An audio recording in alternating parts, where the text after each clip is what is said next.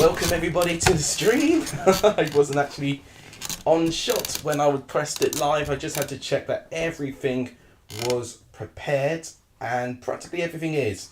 We can get started with watching this first leg game between Coventry and Middlesbrough. I'm not prepared when it comes to the graphics though. I've still got to actually produce the scorecard, but I will be on my way for doing that. James Macy and Creeper Boy, welcome to the stream. It's good to see you. I'll also share out that I'll be streaming as well. I'm expecting it to be a pretty quiet start as of now, but it'll get a little bit more lively as the kickoffs go on. I'll be covering this playoff game today. I don't know how many other people are going to be streaming this one. There was quite a lot of streams, to be fair. You had so much coverage yesterday on the playoff games, which I'm very pleased that you guys have got that now. Don't see as much coverage going on today with this, so I thought, you know what, I'll throw my hat in the ring. I will cover today and do all of that. I've still got to do a lot of revision, to be honest. But having said that, I have watched the other playoff games, not in great detail, but I've seen obviously the main moments. But I definitely want to watch one from minute 1 to 90 and see how that happens there. I'm just trying to multitask right now, which is probably why I'm not looking at the camera straight away, but I'm acknowledging you guys have arrived and you're all here and you're all excited. Let me know if your predictions for this game in the comments down below. This won't go towards the prediction league, but it will be just a little bit of fun for everyone. Yesterday, for the first championship playoff, we saw Sunderland come from behind to beat Luton Town at the Stadium of Light by 2-1. A huge result for Sunderland, especially going from behind as well.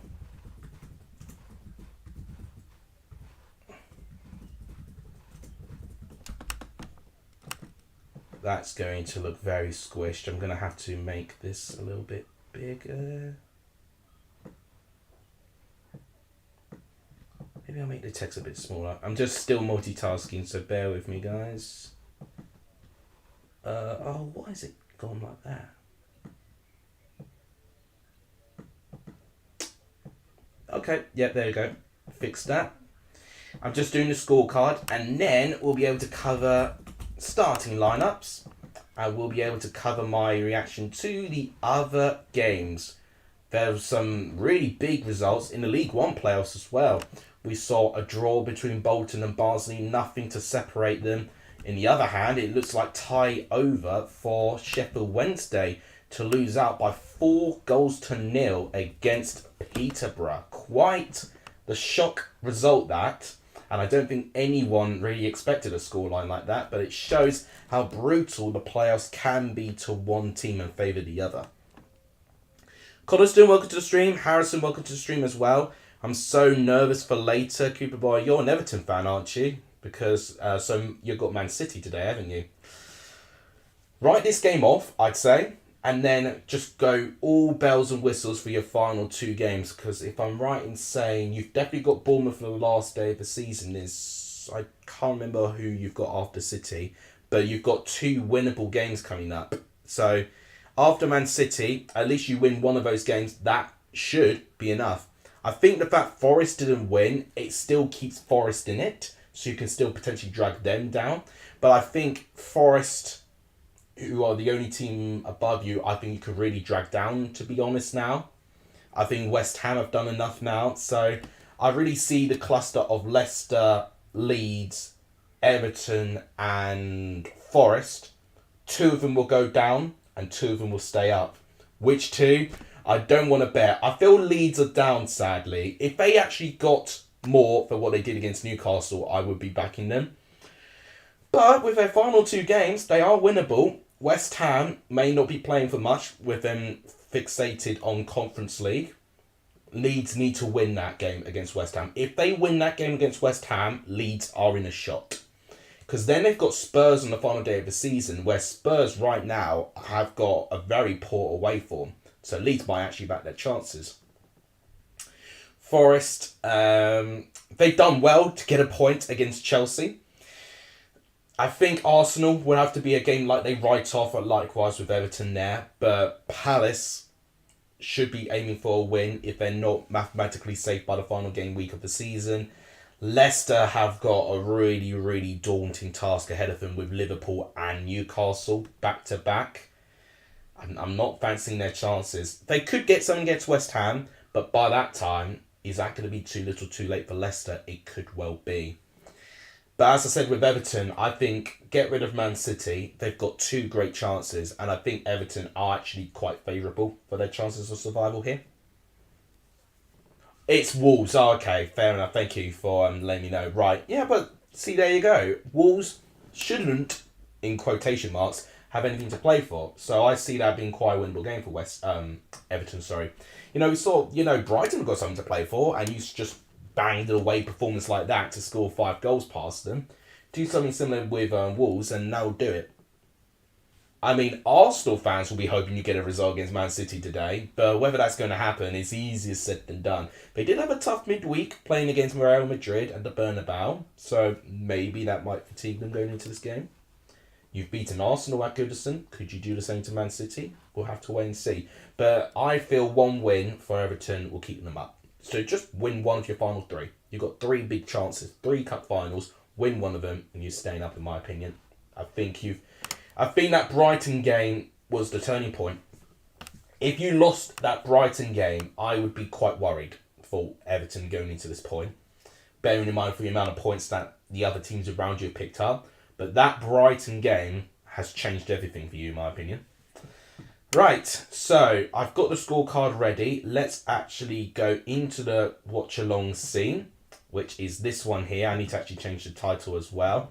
But now I should have the right scorecard. There we go. Coventry versus Middlesbrough. Need to change the scores as well if it will allow me. I don't think it's going to.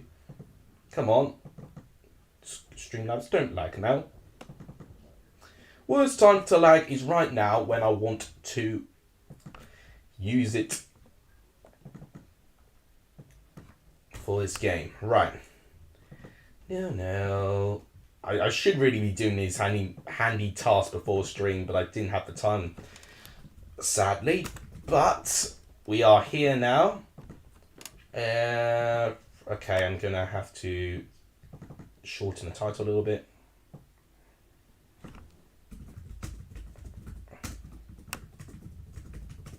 Hopefully that fits. Oh, it does. Perfect. Khan, welcome to the stream as well. Right, okay, so everyone that's here, please let me know how you're feeling about this game in the live chat. I will be doing some polls and stuff like that. I'll be looking at the teams very, very soon. We've got 20 minutes till kickoff, so plenty of time to digest our thoughts and feelings of the playoff campaign currently. And this will be the one stream today that I think there is another playoff game, which I think is the League 2 game today between Bradford and Carlisle. It's either today or tomorrow. But that will conclude the first round of the semi-final playoff games already in the EFL, which is scary. It feels like it's going through quite quickly, and that's right. 7 o'clock tonight, Bradford versus Carlisle. Mark Hughes hoping that he can take Bradford back to League 1.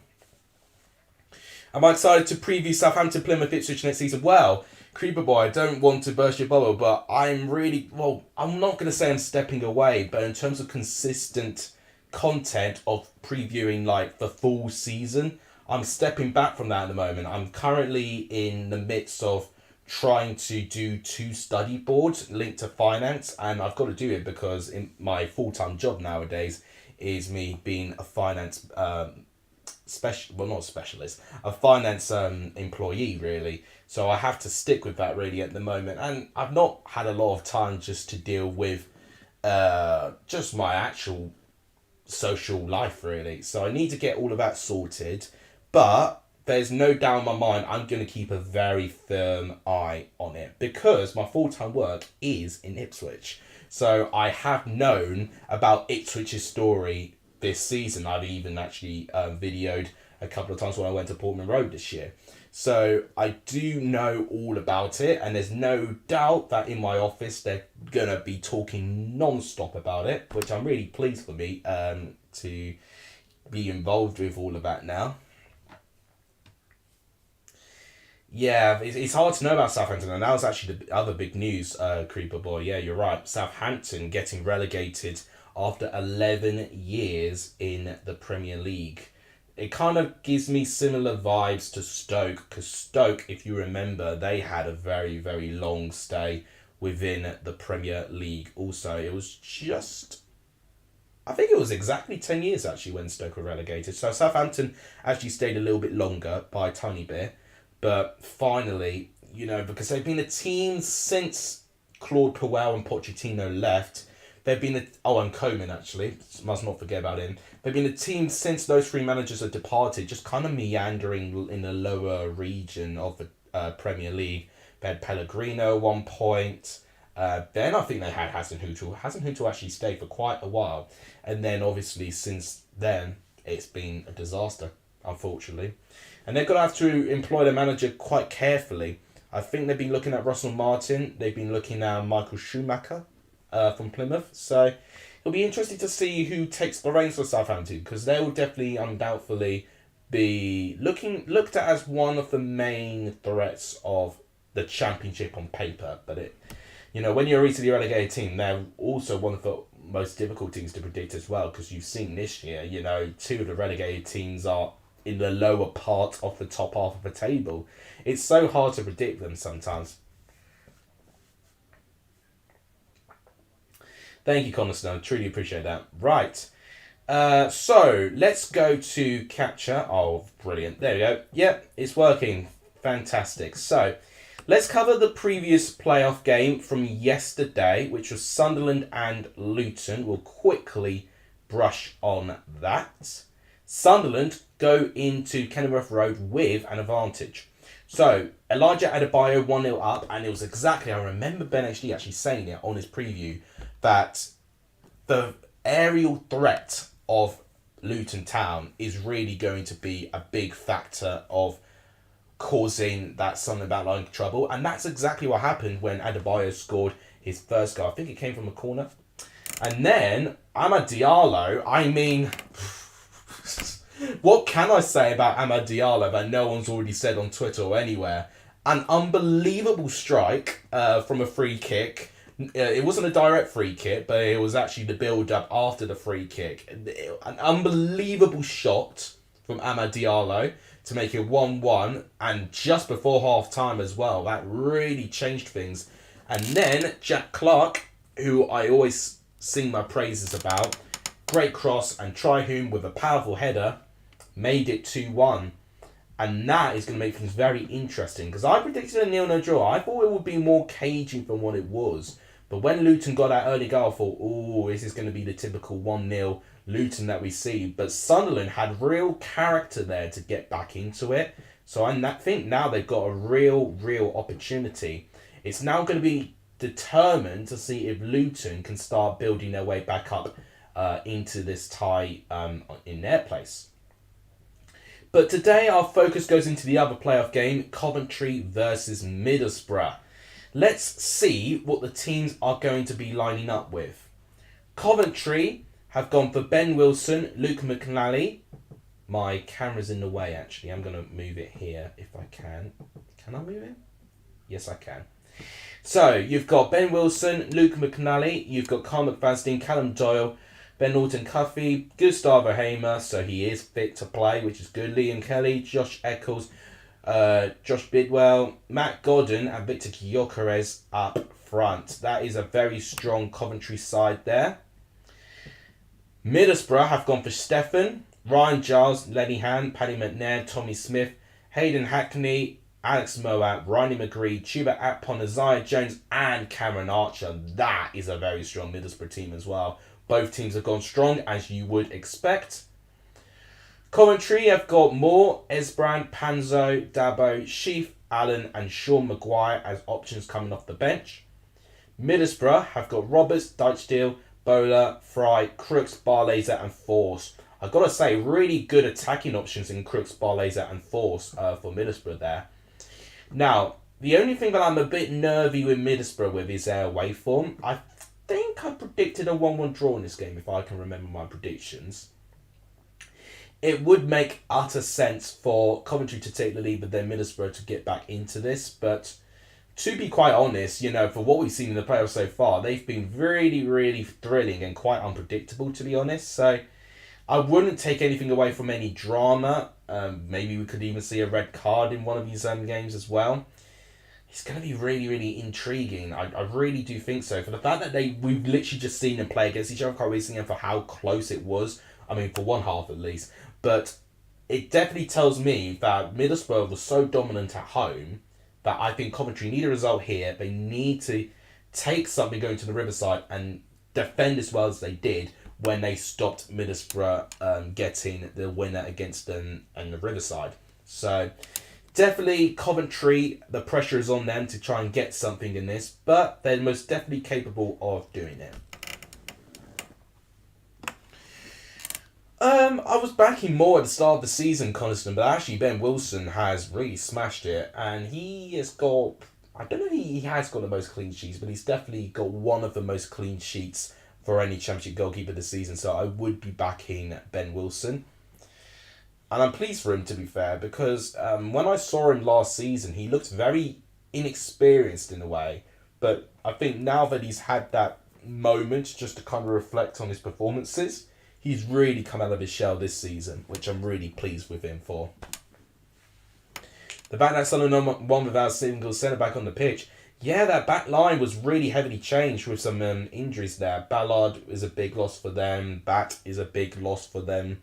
So they had some first choice defenders out, and they did really, really well to defend as a unit and to actually still be able to give Luton Town a game that in the way that they did. I think Ben Wilson overtook the favour of Moore. I think Moore was actually goalkeeper at the start of the season, and obviously, if you remember, Coventry didn't start so well. So just one of these changes makes a whole lot of difference, really, to be honest. We'll quickly brush on to League One as well, since that was briefly discussed as well. So, two very different playoff games. Let's actually go on with the big one first. Peterborough 4, Sheffield Wednesday 0, and I watched this one. This was the one League One game I watched from minute 1 to 90. Because I was kind of rooting Sheffield Wednesday to do well, because I did feel quite bad for them that they weren't automatically promoted. But after this game, they've got it all to do. Jack Taylor with the first goal, which was a horrendous mistake by Cameron Dawson.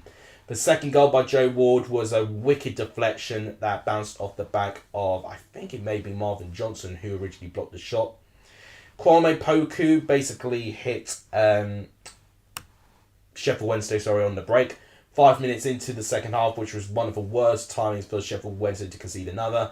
And again, counter-attack, Johnson Clark-Harris, brilliant team goal.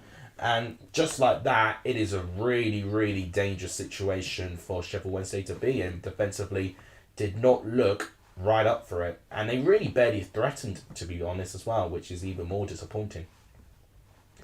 Bolton and Barnsley was a little bit more of a typical playoff game.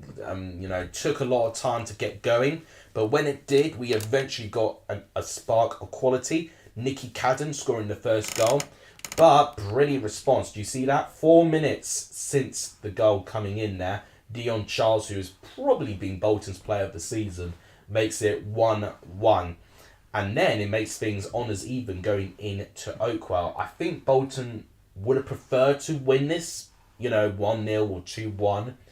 But now that they've got maybe basically not a defeat. The fact that they've actually got a draw, gives them a very small chance, but considering how Barnsley have been in Oakwell, this season, it's going to be very, very tough for them, in my opinion.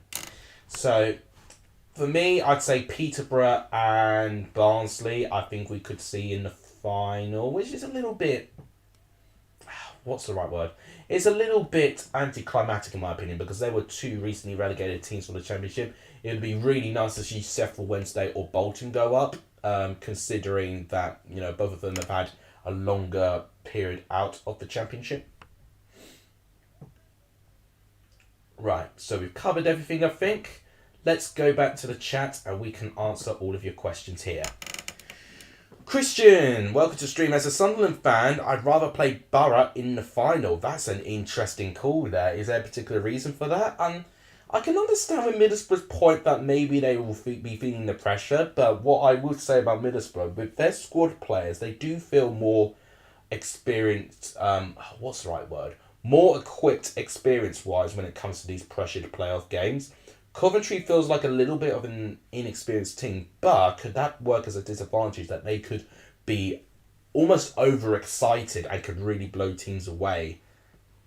Sunderland have a bad record against Coventry, apparently. Fair enough. I don't know about the record against Middlesbrough, though, but having said that, you know, sometimes a record like that psychologically can get in the way sometimes as well. I would argue that when it goes to playoff games, record and form goes out the window, but psychologically that could be a huge factor for them. It really just depends, you know, about the delivery in terms of getting the team set up. Ben is the better goalkeeper, I agree, Vinny. Based on the amount of clean sheets he's kept this season, I would agree.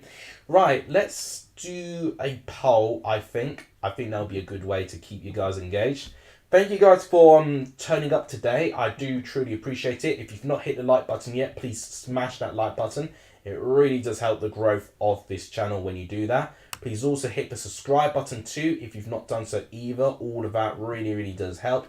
And please, if you've not done so already, sharing the channel to your friends or anyone that you've seen going on other content creator streams as well. All those things really do help and they go a long way. Why is this not loading? My internet's just decided to pack it in and not deciding to help me. Come on, I want to enter. Oh my gosh, it's not letting me see my live stream. That's uncalled for. There we go. Took forever. Thank you for 11 likes, by the way. I've just seen that now, so thank you guys so much. I mean, the pub's surrounded by Baggy supporters. Oh my word. Why would West Brom be watching? Who are they going to be rooting for, if any? Good question about biggest underachiever. I'll answer in a minute. Let's just do the poll. Let's do a very simple one. Who will win this game? Coventry, Middlesbrough. And we'll add an option for a draw as well, because that could also happen. I also predicted a draw. So I'll leave that with you and see what results we get. I'll also be trying to catch up with comments there. The biggest underachiever, let's answer that actually. So my biggest underachiever this season, I think Norwich is the obvious choice. To finish 13th with that squad is a joke. Considering how well they started as well. I think, was it 6 games in they were top of the table and then suddenly one result goes against them. It may have been against Middlesbrough or something. And then suddenly they just start crumbling down the table. And they never really recovered, to be honest. They just had a little bit of good or 2-3 games here and there. And then they followed that up with 5 even worse games. So I'm very disappointed in Norwich this season. And I don't know how I feel about them going into next year. They could feel like a bit of a wild card, but I don't have any confidence in it. They've really got to try and get just some new blood into this club, in my opinion. I think a lot of these players who've just felt a bit drained doing the same thing of getting promoted, then relegated, then promoted, then relegated. It takes its toll. And that's one of the reasons why I was really impressed with Rotherham for staying up this year. And I think the big difference is, whilst they lost a lot of that mindset in players in Smith and Ikweke to Sheffield Wednesday, they got a lot of new blood in this squad, and it makes so much difference. It really does. Something versus Boro, because of a derby, could go either way. Yeah, you're not wrong, actually. Yeah, it would be a bit of a local derby, Middlesbrough and Sunderland there. That would be quite intense. Which one of the North side is going to go to the Premier League? I mean, both have had a big absence. Actually, they were relegated together. Middlesbrough and Middlesbrough, Sunderland. They were relegated in the same season. Now, obviously, Sunderland in recent times, had more seasons in the Premier League than Middlesbrough. Middlesbrough, when they got promoted back in 2015, I believe it was under Arta Karanka, they were, I think, 7 to 8 seasons exiled from the Premier League, and then they followed that up with another 7 to 8 seasons in exile from the Premier League. Would it be 1, 2, 3, 4, 5, 6? 6 seasons it will be. So yeah, both teams with a large exile to the Premier League. Obviously, Sunderland having a tiny bit more in recent times, but Middlesbrough would definitely want to try and get back up there as well. Right, the teams are walking out. We are within 2 minutes of kickoff. The ball's been collected. Coventry have travelled big in numbers. The CBS is literally shaking from the amount of people there. Everyone on their feet, clapping their team on. I mean, what an achievement this has been for Coventry. Who had backed Coventry to finish in the top 6?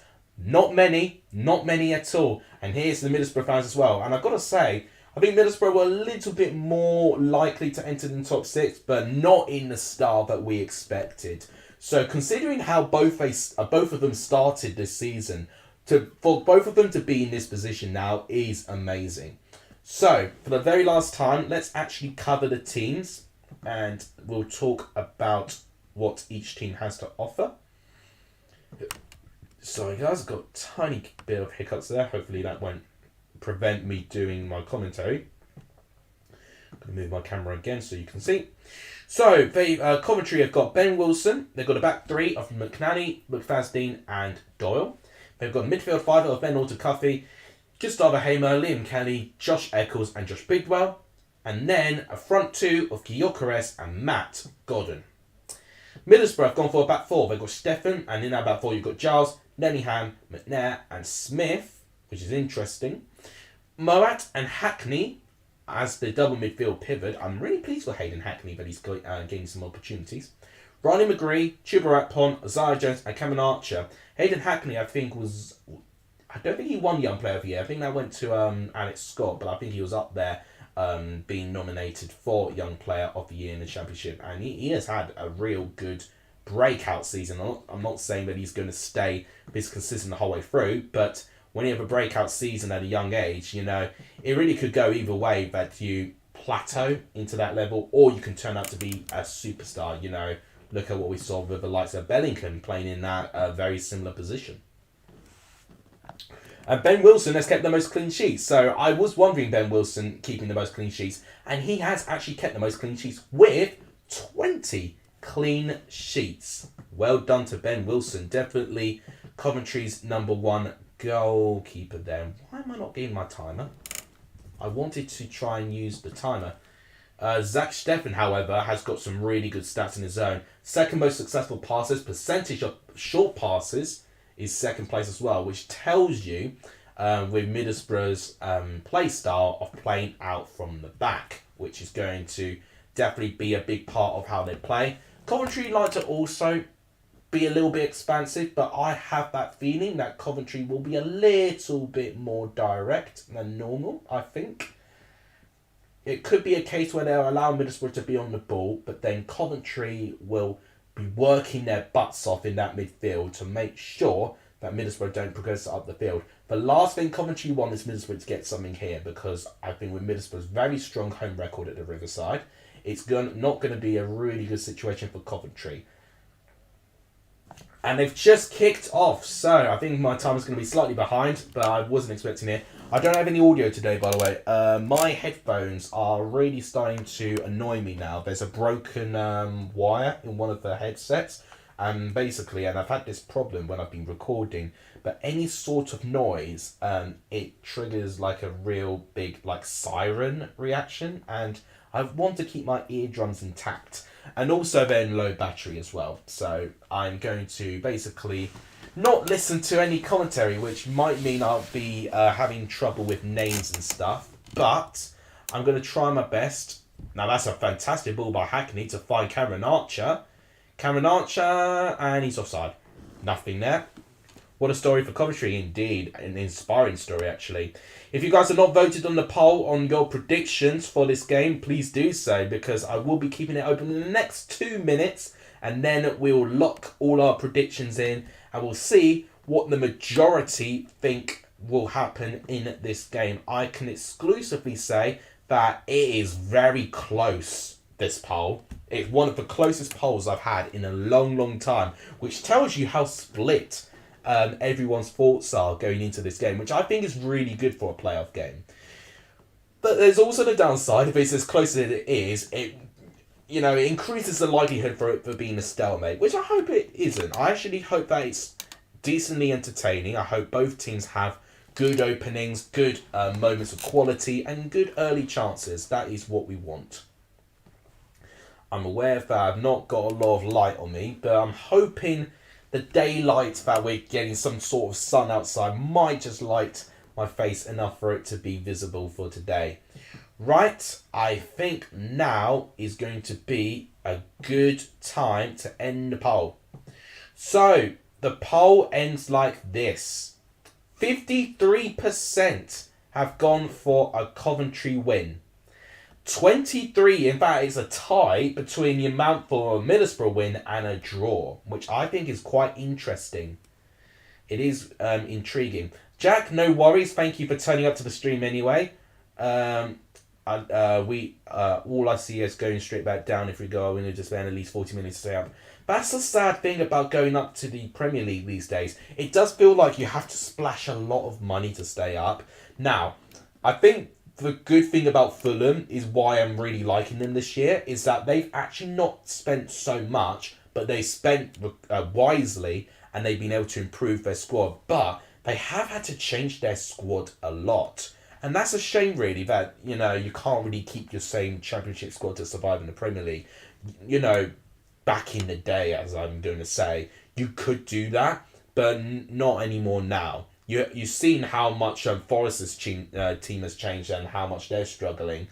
Bournemouth have kept a pretty similar squad, but some notable changes as well.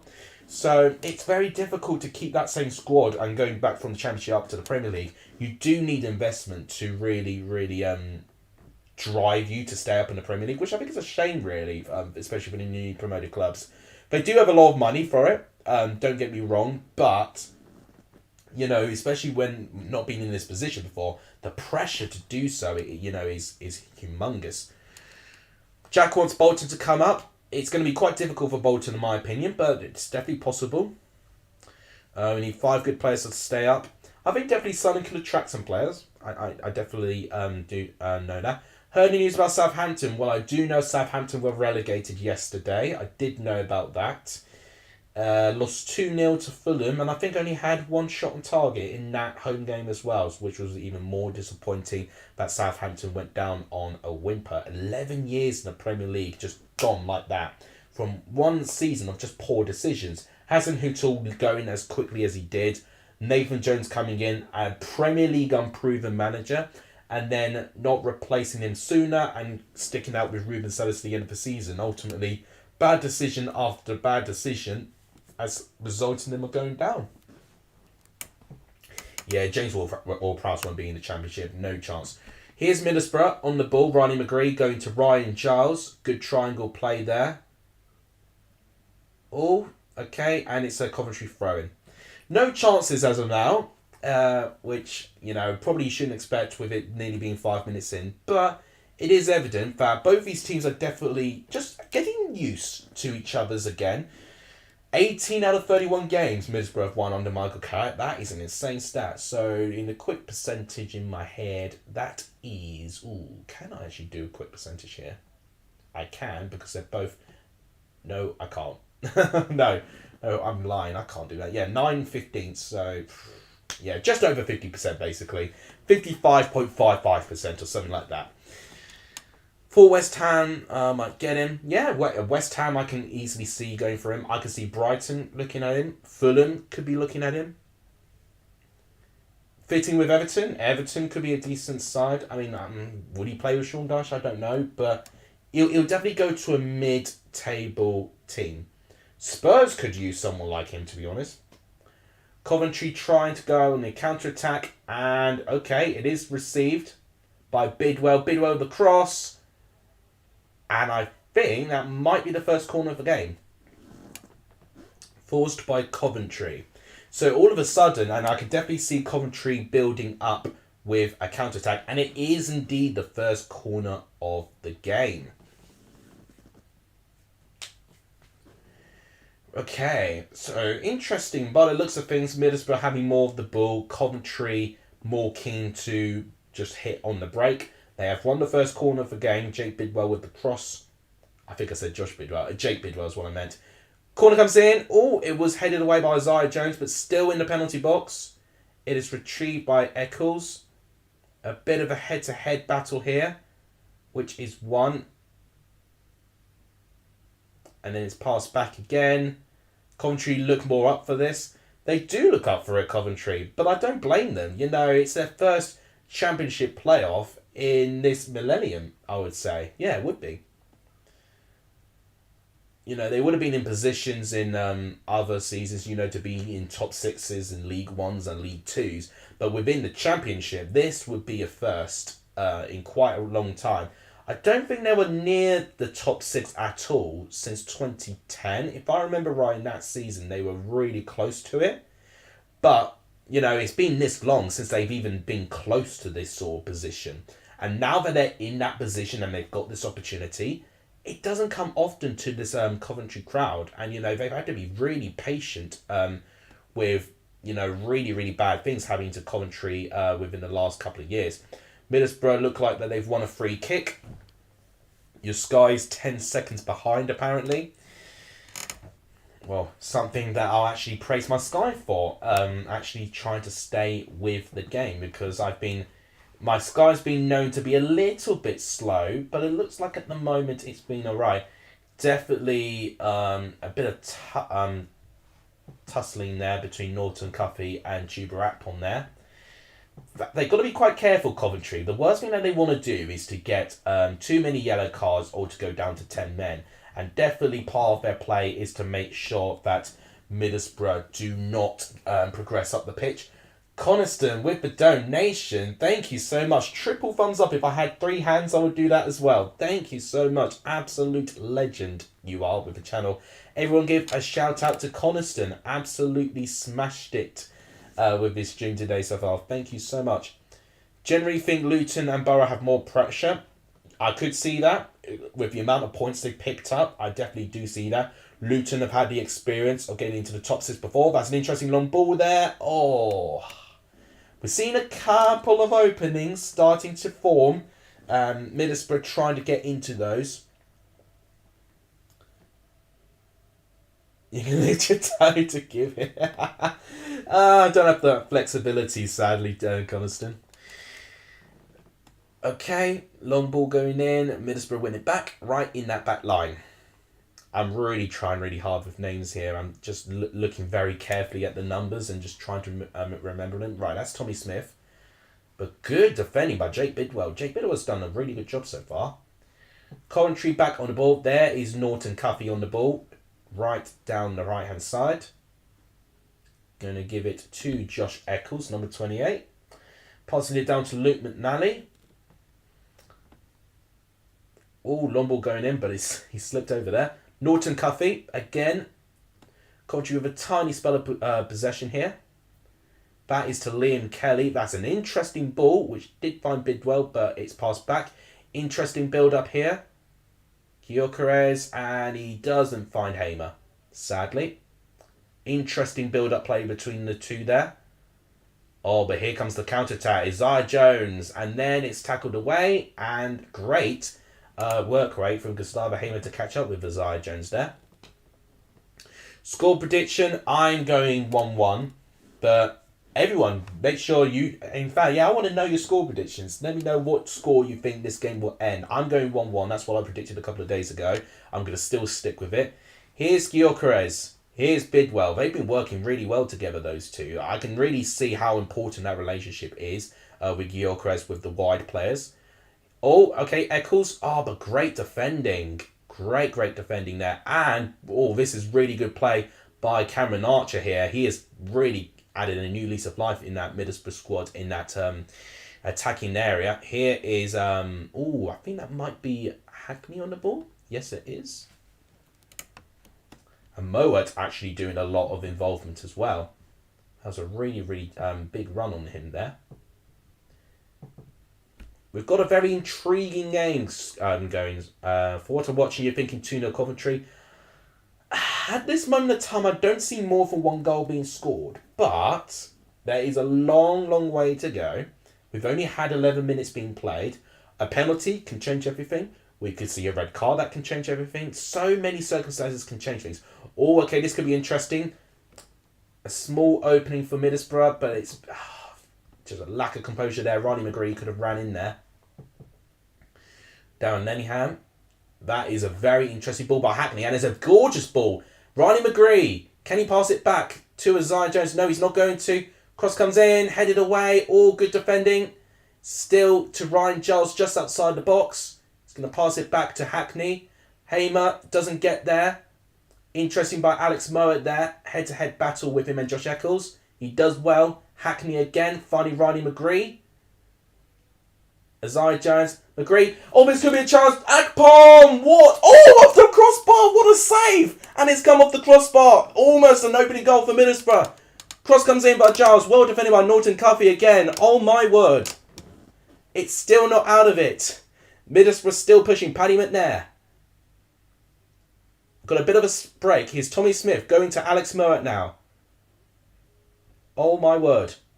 Ronnie McGree. Back to Ryan Giles. Coventry really need to make sure they can try and win the ball as soon as they can, because Middlesbrough are looking quite confident here. Nellyham, back to Paddy McNair. Oh, that looked like an inevitable goal by Apon there, but that's an incredible save by Ben Wilson. Here's Isaiah Jones doing what he does best. Oh, brilliant work there. And I think he's won a free kick. Oh no, it's been given against Isaiah Jones there. Okay, fair enough. I thought that would have been a free kick by Middlesbrough there. They clearly thought that Isaiah Jones went to ground a bit too easily there. I feel quite bad for him, because I can understand why the referee will feel that he's over-egging it. Let's look at this again. So Ryan Giles, and then that is a brilliant run by Akpom there. But Ben Wilson does get an arm to it. So it was Jones, back to McGree. Great first time pass to get there. Yeah, I think Akpom could do better there. But it's difficult. It actually doesn't come off his arm. It actually hits his back. It hits Ben Wilson's back. And that deflection takes the ball, hitting the crossbar. What an unbelievable chance that was. My internet went down during the attack. Well, hopefully you can see my reaction here, knowing for how close it was. Because my gosh, that is the first very big opportunity we've had. The woodwork already been struck by Middlesbrough. And currently at this moment of time, I think that shot has given Middlesbrough a lot of confidence now. I've got a sneeze knurring, which is not great when you've got a sneeze coming, but you just don't know when it's going to come. Isaiah Jones goes down. Michael Carrick's very frustrated, and yet a free kick's been awarded for Middlesbrough. Oh, Coventry have got to be quite careful here. They're leaving a bit too much, I think. I think it's Callum Doyle who conceded foul there. Yeah, Callum Doyle didn't need to do that. He was nowhere near the ball, and Isaiah Jones already gave the ball back. So that's the thing about Coventry. The only thing I fear of them so far is if they concede too many of these challenges and getting yellow cards, one of them is going to do one foul too many and get red carded, and then that will really make things tricky for them there. Jones is looking quite frustrated, which I don't blame him. He's been causing a lot of havoc at this moment of time and just trying to ghost into that right-hand side of the pitch. But he's definitely been fouled quite a fair bit, which I think is why we're getting some frustration there. It's a little bit like the Zaha treatment we see, with Zaha getting really frustrated with him being fouled almost every 2 seconds. 21 of you are here apparently. Let me know if your thoughts of this game in the live chat. If you've not hit the like button yet, please smash the like button. It really helps the channel when you do that. It really does help me as well, just to know what I've been doing. And thank you guys to whoever's hit that subscribe button, because we started today on 1,718. We're on 1,721 now. Guys, thank you so much for that. That is absolutely amazing. Thank you guys so much for that. We could go to 1,730 if we keep going today, but thank you guys so much. That is terrific support, and I really do appreciate that there. Okay, we're back here. Let's not look at this. We don't need to look at this yet. Jackie celebrating. Oh, chance again for Middlesbrough. Cross comes in. Brilliant defending by Doyle to get that time slide. And it's a throw to Middlesbrough. I tell you what, Coventry living quite dangerously now. I'm wearing like a sky blue colour. Is it proving to be a bit of a jinx for this Coventry side? I mean, to test that jinx, I've actually got a red top in that similar colour.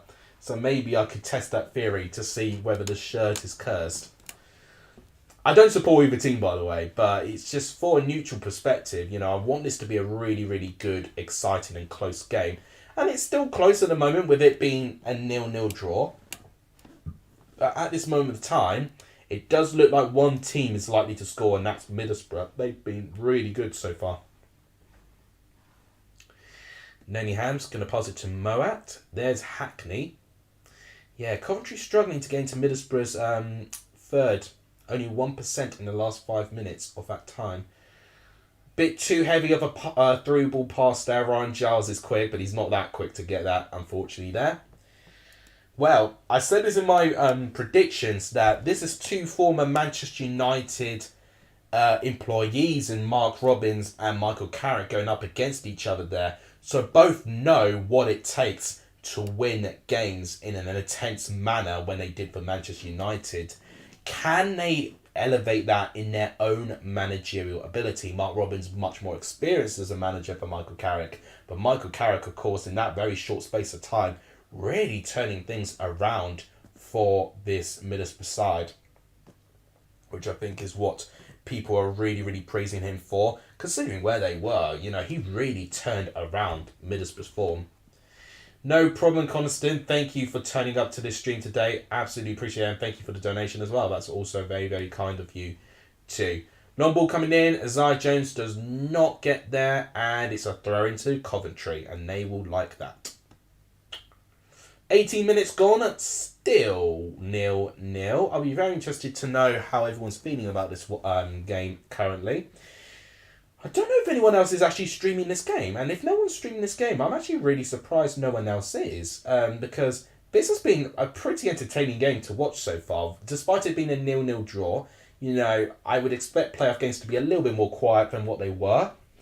Middlesbrough look really up for this. They really do. And I think Middlesbrough, with the way that they're playing, I think it's actually quite smart for the way that they're doing it as well. They're almost inviting the pressure, but when they have the ball, they know exactly what to do. They look like the team that's more in tune with each other, which is impressive to say the least, considering at the start of the season they looked like a team of strangers. But now they know how to get the best out of each other, which really just shows you how much they have progressed this season.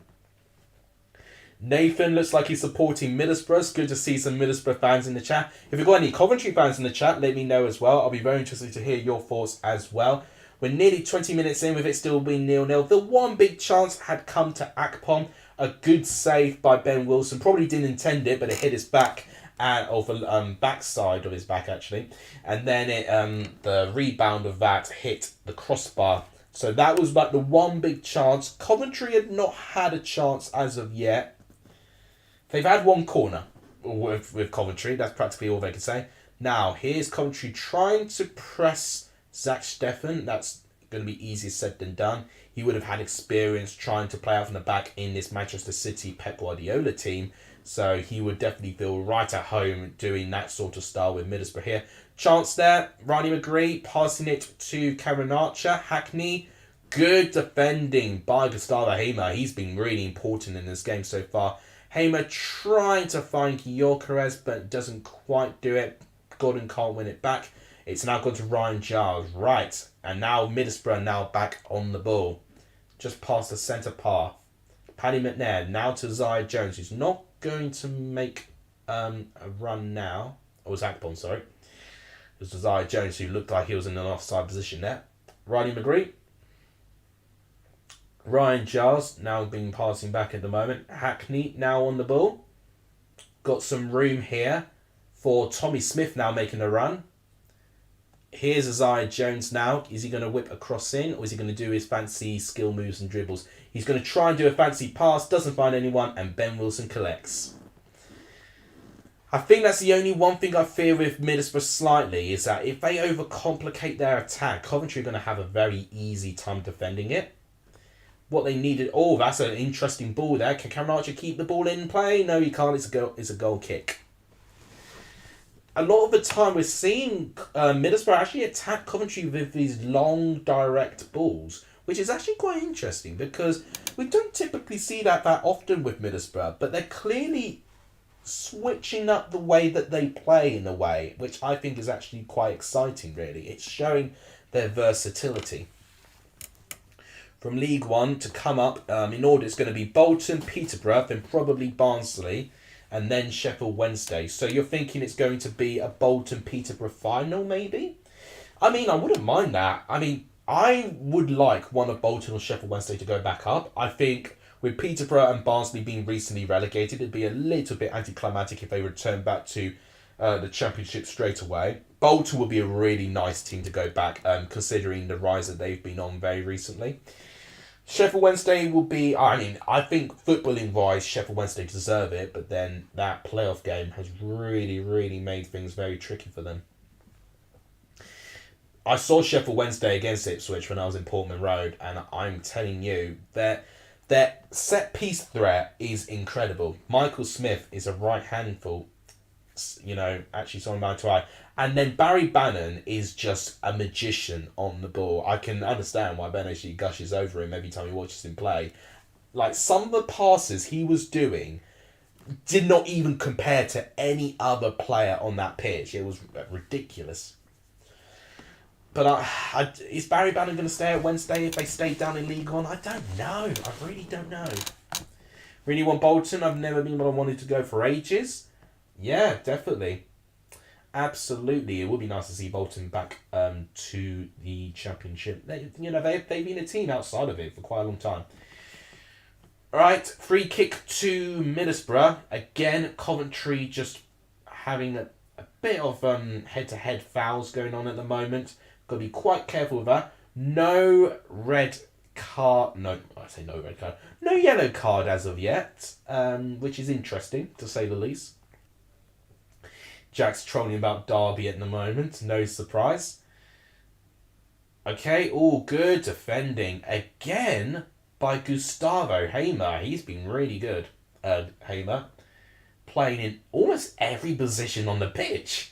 I think he's almost played in every position apart from goalkeeper, Hamer. Chance, deflected shot, and it's a corner. So he actually had a very small window of opportunity. It was Liam Kelly that managed to block that shot. I think it was Tommy Smith actually with that shot.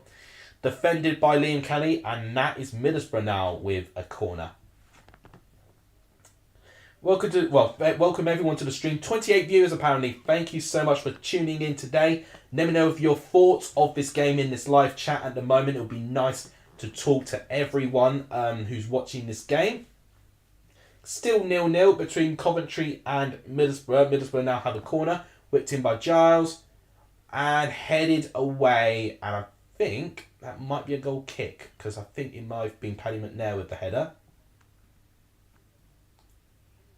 I think it came off his shoulder actually. But yeah. Goal kick it looks like. Looks like it's going to be a scrappy 1-0 win for Coventry. Or a 0-0 so far. It would feel very typical Middlesbrough to have that big chance and then not win. Because that's happened a couple of times. I've got to say, in terms of away performances, because I've seen Middlesbrough play away to Luton quite recently, and what I saw is that first half they looked quite good, when they took the lead, of course, and then second half they capitulated. And are we seeing something similar here? Because I think Middlesbrough have been the better team so far out of these two. But is it going to be a classic example of Middlesbrough not turning up in that second half and Coventry pounce on it? The last time we saw the two play against each other in the Coventry Building Society Arena was a 1-0 Coventry win. Now, but I was reminded that both teams were in very different positions. Both teams, for a start, were fighting for, relegation at this point of the season. And also, Coventry, I think, had not won a game until then. And also, Middlesbrough still had Chris Wilder in charge. So I think it's going to be a very different game from that one there. You know, I don't think there's a lot to really gather from that result. Haven't watched it yet, been doing things, but I can watch the second half. Ah, nice. I don't know what I'm actually going to be doing later today. I'm thinking of doing the second leg predictions there. The only game that's not going to have to be played by the EFL by the time I make those predictions is going to be the Bradford-Carlisle game, but I don't particularly mind that because I'm going to basically write out my predictions when I do my video anyway. But it's going to really change things now. When you've got the first leg there and then you know the stakes going into the second leg game, it's going to be very, very interesting there. Still 0-0, 26 minutes in. One big chance we had in this game, which went to Atpong. Great save by Ben Wilson, which went onto the crossbar. But other than that, we've not really seen anything else noteworthy with chances. And whenever Coventry looked like that they're about to have a chance, Middlesbrough, to be fair to them, have defended very, very well today. Very, very physical in that midfield. And now Coventry have won a free kick this time. Who's looking better at the moment? Asked Mizu. Welcome to the stream. For me, Middlesbrough, based on this spell here, because, I mean, the simple reasons, because Coventry have not had a chance. Middlesbrough have had a chance, and have actually had 4 small corners than Coventry as well. But because it's still 0-0, both teams are still within it. And here's Norton Cuffy right now, trying to get ahead of Ryan Giles. Good defending by Giles there. A little bit of what Norton Cuffy was trying to mimic Isaiah Jones there, trying to dribble and get in past that back line there. Coventry have now won their first corner by, I think it's been 25 minutes since they've had a corner, Coventry. So I'm pleased for them now that they've got another corner there. Jack, thank you for the donation. He said, no Gatsby, no party. Well, shock of the day. Gatsby's here. Gatsby is actually here. So maybe at half time we'll say hello. He's currently asleep at the moment. Corner comes in. Header! Oh! That looked like a free header. I think it was going to be difficult for him to score from there based on the angle. But no one was marking him. I think he should do better there. It's a delightful corner. But yeah, it's Liam Kelly, isn't it? And it's wide off the post. And he's captaining the side as well.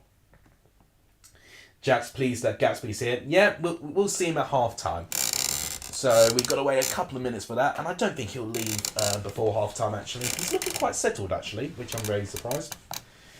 He's asleep right now, which is even giving me more reassurance that he'll be here. Oh no, just as I say that, he's now moved. Brilliant. Don't even think about it. People want to see you. Right, Coventry have now won possession back quite well there. Kelly with an interesting ball to Bidwell. Here's Eccles. A small bit of possession for Coventry here. Kelly back to Bidwell. Bidwell against Isaiah Jones, who's now tracked back as a defender now. Jones has got a lot of positions to play in this game here. Oh, this could be a chance. Kelly, good deflection. It's still not out of play. Running for it there. Hamer with a shot and wide. Oh, this is the closest I think we've seen with Coventry at this moment of time. They've not tested Stefan, but a very rare opening from Coventry. And this is the first sort of half chance we've seen of them there. Bidwell, then we find Kelly, and then it's defended by McNair.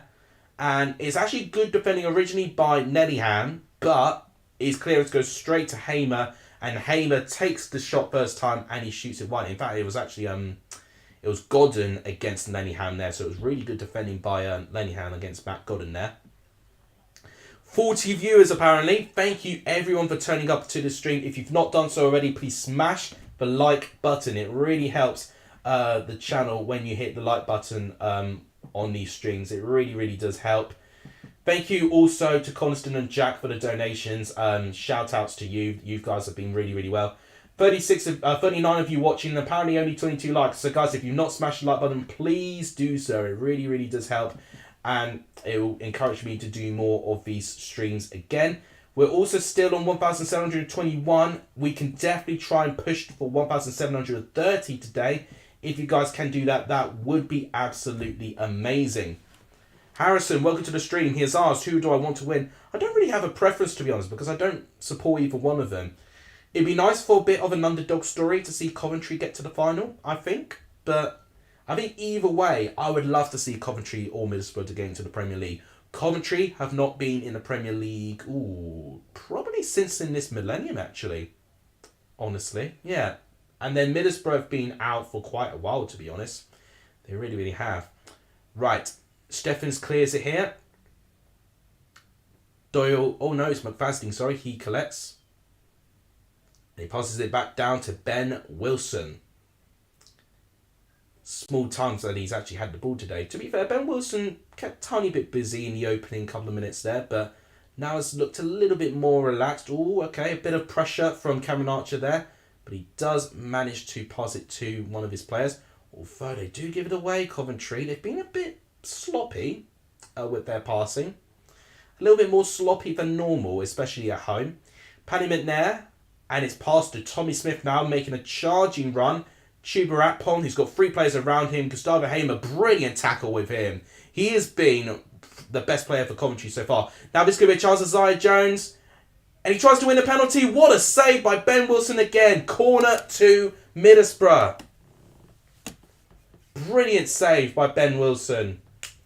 Right, all of a sudden I was just talking about that brilliant tackle by Hamer. Oh, he may have been in an offside position, you know. That probably could have been poor officiating there. Yeah, the offside flag wasn't given there, but it was brilliantly defended. I don't know if it was actually a save or it might have been a block. But it was definitely cleared out, and it's a Middlesbrough corner. 32 minutes off the clock here. Another corner to Middlesbrough. And this is what we've seen. We've seen a lot of this time where Akpom or Archer will make these timed runs and the Coventry back line just don't anticipate them. And I think part of that unpredictability when they make these timed runs is really actually causing Coventry some issues, but it's the main reason why, in my opinion, that Middlesbrough have been having that success. It's why Akpom's had the goal scoring season he's had. It's why Cameron Archer has also chipped in with the goal contributions he's had as well. The style that they play is very, very difficult to defend against. You'd potentially would have to play, with the player to actually know what to do about it, really. But when you don't know the player so well, it's even worse to try and even play against it. Right, Coventry have won a free kick. A rare free kick for Coventry there, because most of the fouls have actually been Coventry stopping Middlesbrough with their attacks. Excuse me, got a bit of indigestion there. Cat's still asleep there. Maybe we could see him going into half time. 33 minutes gone. 12 minutes plus stoppage time left before half time. Here's Doug King. The camera's on him at the moment. He'll be watching through and hoping that his team, Coventry, could get something. Did I see the Sunderland score yesterday? Asked Joshua. I did, and what a comeback it was by Sunderland as well. I was actually I was trolled a little bit, basically, because it was a bit of a mistake on my part. I said Stadium of Light was a fortress, but Sunderland have really been doing much better away from home. What a brilliant run by Gustavo Hamer there. Brilliantly defended. Oh my word. I can't get distracted by more than 2 minutes because suddenly a player just would spring to life. Oh my word. But yeah, as I said about that Sunderland game, technically not a fortress when it comes to results, but the only reason why I'm saying it's quite intimidating is because of the fans. I didn't word it well. But then clearly, when I've been called out by saying it was a fortress, Sunderland then get their best result at the Stadium of Light all season against Luton Town.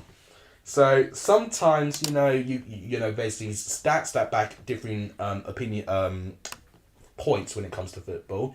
But then other circumstances like the playoffs just mean that, stats and records and stuff like that go completely out the window.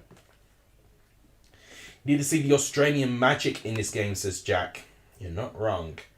Here's Giles with a throw-in now. In a good position for Middlesbrough here. Cross comes in, and it's another throw-in. Middlesbrough well in Coventry's half here. They'll be trying to get a goal before half-time, and this will be a really good time to get one. With only 10 minutes of this half left to play. Gatsby, you better stay there. Why are you all of a sudden looking awake? Okay, a little bit of a bit of tension from Eccles and Hackney there. You know, we've got to make sure that for both of them's sake that they don't get suspended. Isaiah Jones again with the ball, but well defended again by Bidwell, and Hamer picking it up. He tries to find Gyökeres, but Gyökeres has barely had a touch, and his touch there is not great. Do I think Sunderland will win on the Tuesday? It's going to be a tough game. I don't know, to be honest. I really don't know, but I would say Sunderland are now favourites after picking up that result. It depends how they set up against Luton at Kenilworth Road, because Luton been really good at home this year. Right, here is McGree. An interesting looped ball, and it's too heavy for Cameron Archer to catch up with. We've seen that a lot, to be fair. Riley McGree and Moat with these long dipping balls to go right over that back line. But a lot of the time they just do it with too much power, and Wilson is then very quick to react to it. Long goal kick by Wilson there. Are you right? What are you doing? Come on. Say hello to everyone.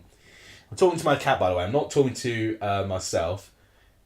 He's looking a little bit more agitated, which I'm a bit nervous that he's now wanting to leave. Right, 37 minutes gone. Jake Bidwell against Isaiah Jones. Now to Gustavo Hamer. Doyle back to Kelly there. Here's McFasley now, who's looking a little bit frustrated with his options there. Callum Doyle, who's, I've got to say, it looks like at the moment Middlesbrough set up really, really well, but it's meaning that Coventry are struggling to build up from the back. So it means they've had to go a little bit more direct than normal, which I think is a little bit out of their character. Interesting ball by Hamer to find Norton Cuffy. He does find him. Someone can make a time run here. Okay, back to Kelly, who's had a really big part in this game so far. That may have been Eccles there. Back to Norton Cuffy. Okay, interesting there. A little bit of space. Hamer. Pass down. Okay, this could be a chance. Cross comes in. Well defended again by Ryan Giles. Ryan Giles has done everything right. Josh Eccles in the right-hand side this time. In his more lateral right-back position. But it's brilliantly defended by Ryan Giles, who has now conceded another corner to defend. Coventry now with another corner. I think now with it being 7 minutes before half time, let's look at some stats based on this game. Thank you to whoever's just subscribed, by the way, with 1,722. So thank you so much. Right. Corner comes in. Is it defended? Yes, it looks like it was well defended by Lenningham. And yes, Isaiah Jones heads it away. Let's see what stats we're seeing here. We can definitely see Middlesbrough having more of the ball. Oh my gosh, why is my webcam so big? I'm going to do this because I'm getting really annoyed with it. Okay, so 60% to 40% here, as you can see. Same amount of shots, but yeah, 2 shots on target. That's been a big difference. Akpom and Jones with those 2 shots on target there. Big chances missed 2. Interesting there. All Coventry now with a chance, but it's well defended there. Bidwell, Gyökeres. As I was looking at the stats, Coventry now suddenly want to try and look like they score. And it's defended and cleared by Giles. Akpom collects it, but he's running himself back into danger, and he's won a free kick to Middlesbrough, which has really frustrated Coventry there. Middlesbrough have also hit the woodwork from that Akpom chance there. So very interesting circumstances going into that there.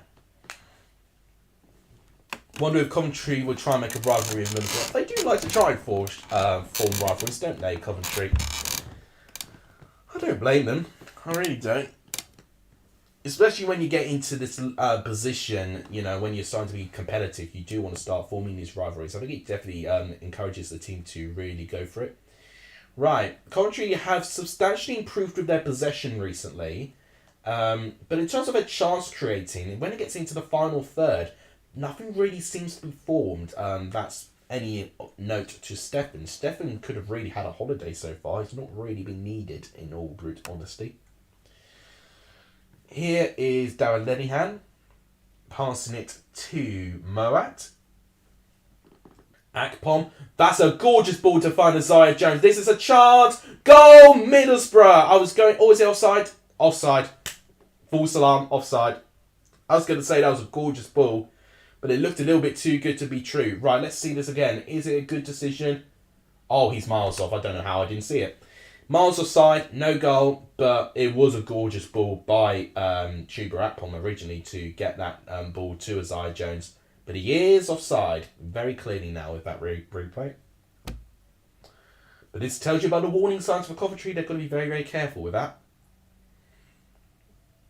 That could be one thing that might let Middlesbrough down also, is if they do have a lot of their players offside. Jax is saying never off. It did look off to me looking at it. I mean, I know you're a Birmingham fan, which I can understand. And corner Coventry. Fair play with that response. And Ryan Giles, again, being the reason that they've been conceding these corners. But arguably good to Vega as well. And it was basically a long goal kick. And had Giles not got to that, Norton Cuffy would have been 1-on-1 with Stefan. So another corner to Coventry. They've been having a couple of corners now quite recently, Coventry. They're starting to get some set-piece opportunities. Gustavo Hamer's going to take it. It's not a great one. McGree heads it away and it doesn't even beat the first man. That's a really poor corner by Gustavo Hamer there based on his standards. Bidwell with the cross. Well defended by McNair. They want offside. And I think offside was given. Oh, no, it's a throw to Coventry. No, offside wasn't given. I don't know why they're moaning. They're complaining that Jake Bidwell wasn't offside, but I didn't think he was. Long ball going in. Headed away by Lenihan. Good defending. And it's been given against Gustavo Hamer. It's a free kick, Middlesbrough, and he's very frustrated. But Middlesbrough have been getting a lot of free kicks, really. That's the part of them being really experienced. They've got these players that can sort of half simulate these moments as well. Hamer's got to keep his head because he's very prone, Hamer, to getting the yellow card here and there. I'm telling you what, Everton Man City nearly kicking off soon. I didn't realise how early it was. I think it's a half-on kickoff. So we'll be able to look at that game whilst this game's going on as well. Arsenal-Brighton later. Maybe a banana skin game for Arsenal potentially. Charlie, I'm just a man full of surprises. And look at our average viewers. 40 viewers apparently. We're smashing it in terms of streams today. Gatsby, don't go. Don't go, Gatsby. Please be a good boy. Just stay there. 2 more minutes. Because I promise that they will see you at half-time, okay? Can't tell if they got empty seats. They got a couple, but it's not as bad as I've seen with other Championship clubs, to be honest. To be fair, I think it was going to be very, very difficult a lot of the time to fill most of that stadium. It's a really big stadium.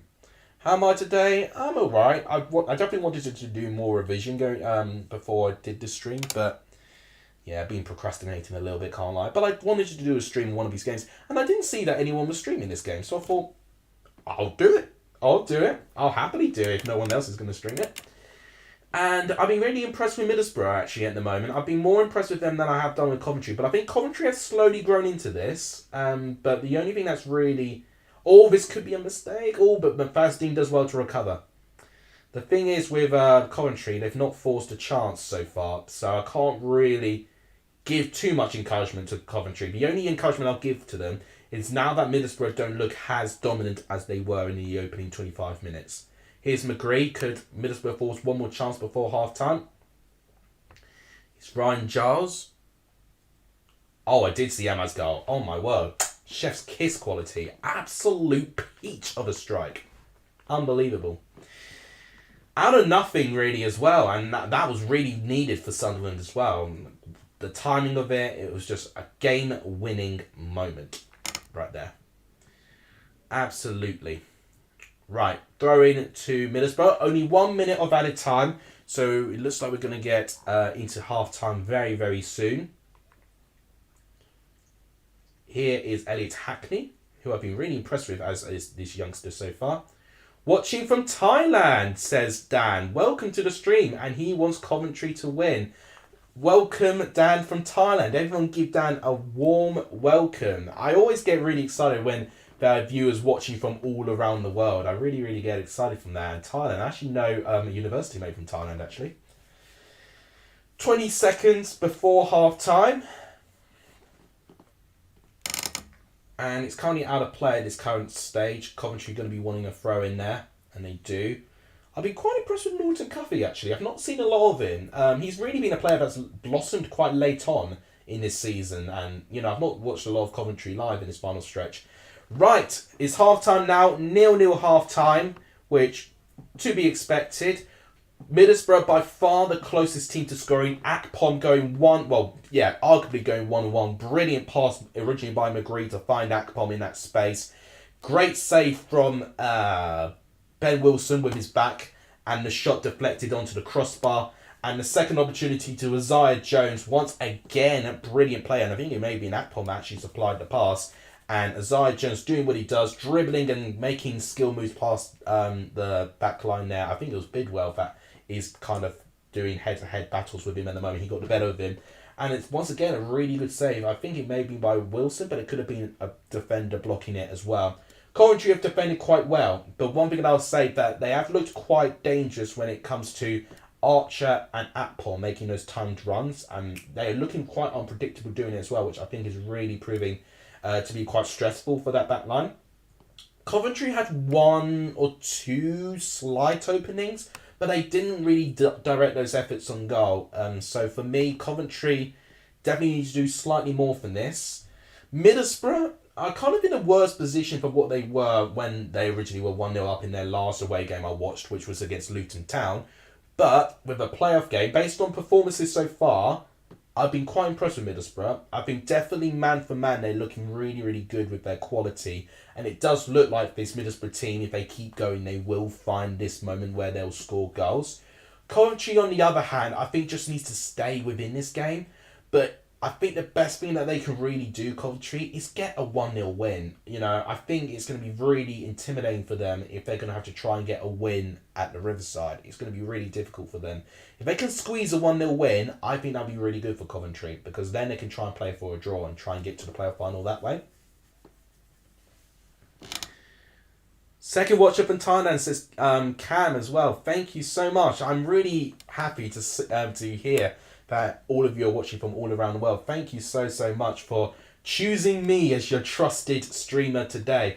And I'm pleasantly surprised that not many people are streaming this game. You know, bearing in mind Coventry and Middlesbrough got pretty passionate fan bases. So, took the opportunity. Right, I made a promise you're going to see Gatsby at half-time. And a lot of you have not seen him for quite a while, but he is here. He has made it today. Can I maybe ask you to get a little bit closer, maybe? Okay, well, I'm going to basically have to slowly but surely turn my camera, and hopefully you can see him. There he is. There he is. He's just chilling there. He was asleep, but he's no longer asleep. Yeah. You're just going to stay there? I would say hello, but I think you're just going to be staying there. Yeah. There you go. You're going to yawn in front of everyone now. That's embarrassing. And yeah, I'm going to be washing. All right, I'll leave you to it. Well, we have Gatsby now, haven't we? There he is. No, he's not for sale. Get out of it. We don't do this sort of thing anymore. his face as well. Yeah, he's not impressed with that. Anyway, right, moving on. Harrison says from Coventry, but you're in Germany. I've got to say, I'm so excited to hear that everyone's watching from all around the world. I mean, obviously from Coventry now, but originally from Germany. That's amazing, actually. My brother is studying Germany for university, actually. Okay, let's actually look at the stats, and let's actually fill those stats in, just for everyone that has popped in a little bit late. Come on, stream. There you go. A little bit of a glitch there. Okay, so let's talk through this. You can see with possession that Middlesbrough have done a lot more with the ball, which is what I think all of us expected with Middlesbrough for how much they like to keep the ball. With shots, Coventry actually had more shots, because right near the end they were starting to force a couple of half chances, but they did not direct them on target, as you can see here. It's Middlesbrough who've had the 2 shots on target here. 3 off target for Middlesbrough. So Coventry, sorry, not looking very clinical there at the moment. They definitely need to work on that. 2 block shots that Coventry have had actually, which tells you that Middlesbrough have defended quite well. And this always happens. Need to get back to this. Right. So by the looks of things, and if you see here, 2 big chances. In fact, both teams have had 1 big chance each. But Middlesbrough have 2, which was their 2 shots on target, which was their 2 big chances there. They're looking at the Atpon chance again. And let's look at this again. Oh, Gatsby's, no, he's going. It's great play by McGree. Then it's Atpon. And then what a... Jones, sorry. But what a pass that is by McGree. Atpon with a big chance. And his shot just deflects off Ben Wilson's back. And it hits the crossbar.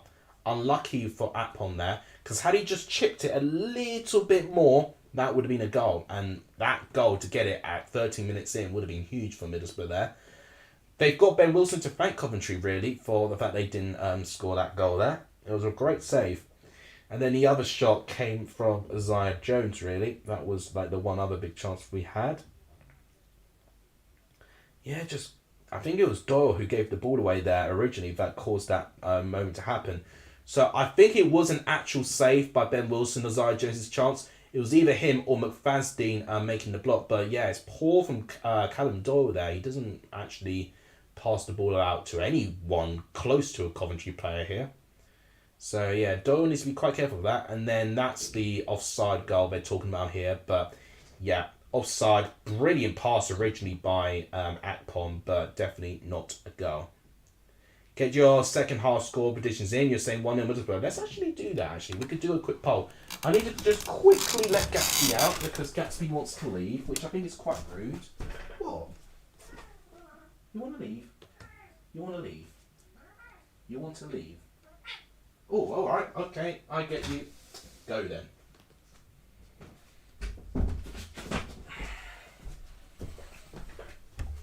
Ow. Don't know if you heard him, but yeah, he was tolerable, and then he wasn't. he basically told me off in the second time. Ugh. Why have you got a skull face when I'm speaking to him there? I can speak to him. Right. Let's get our predictions in. We could do a poll, actually. I think this will be a good time. I think the poll actually proved quite popular last time. Let's do it. Let's do... what sort of poll will we do? Okay. Let's do one that actually will foreshadow. What do you think the playoff final will be? And this will cause some interesting debate, I think.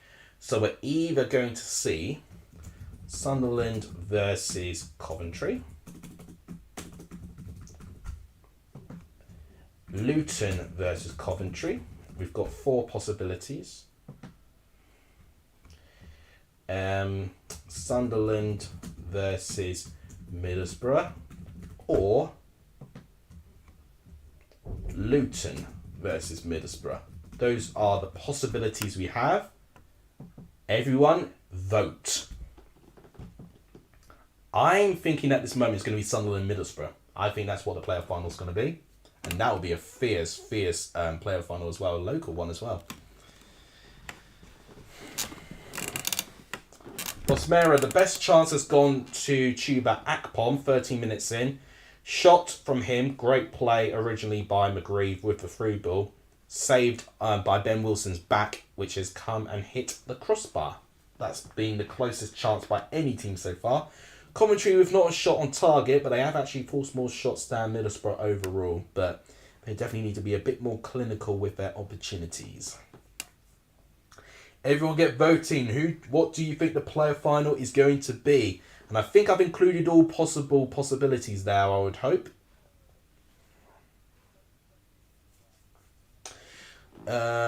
Lucky I found your stream. Thank you, Harrison. I really appreciate that. I really, really do. Those words really do mean a lot.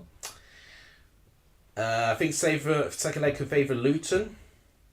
Still going with what I predicted. How am I supposed to speak cat? You tell me how to speak cat. I don't know how to do it.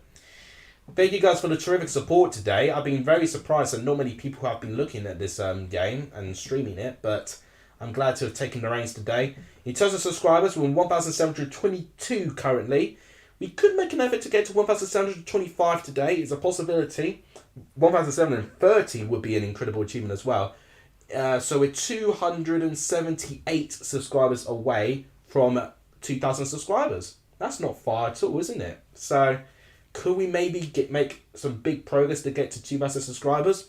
Could be a possibility. But thank you guys, as always, for the fantastic support. I really, really do appreciate it. I think now will be a good time to see what options we have for Coventry and Middlesbrough with their substitutes. What do I see happening with Coventry here?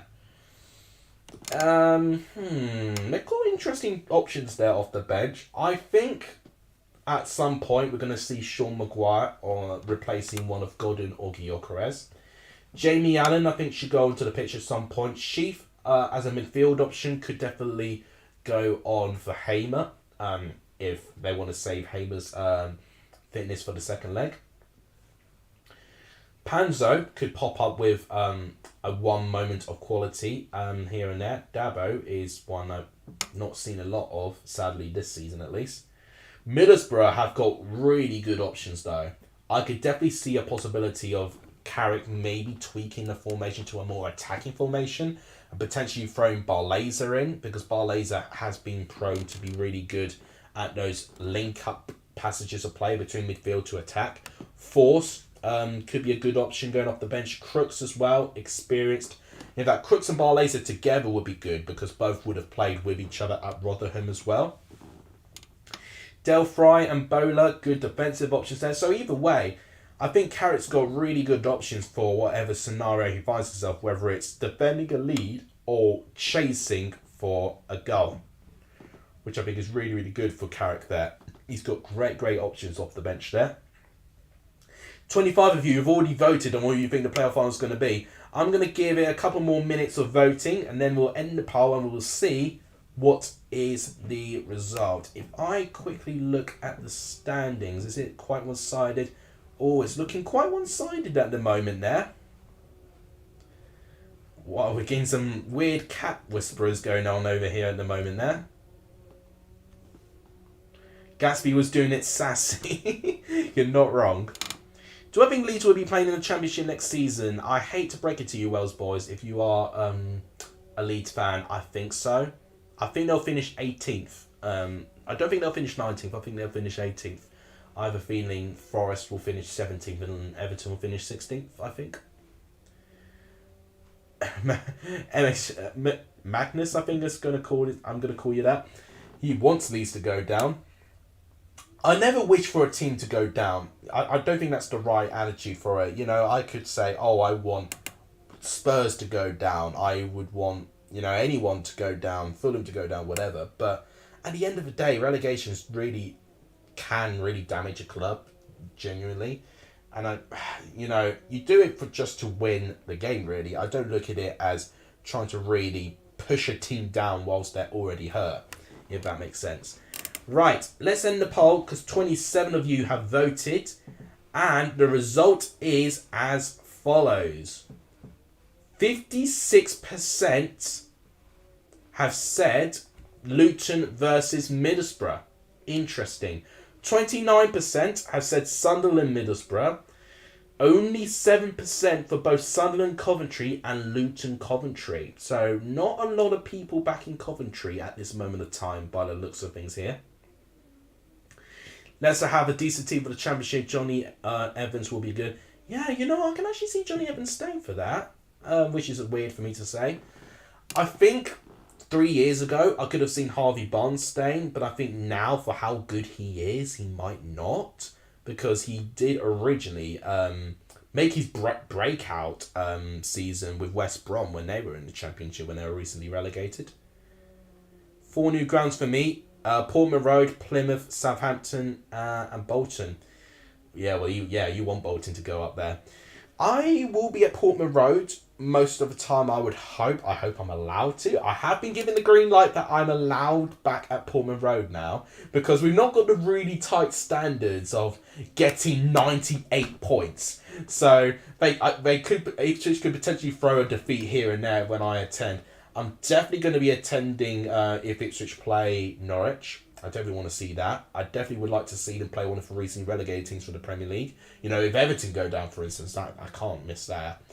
And I would even like to see, you know, if Bolton do go up, I would like to see them play against Bolton. Preston would be a good one to see. Bristol City would be a good team to see them play with as well.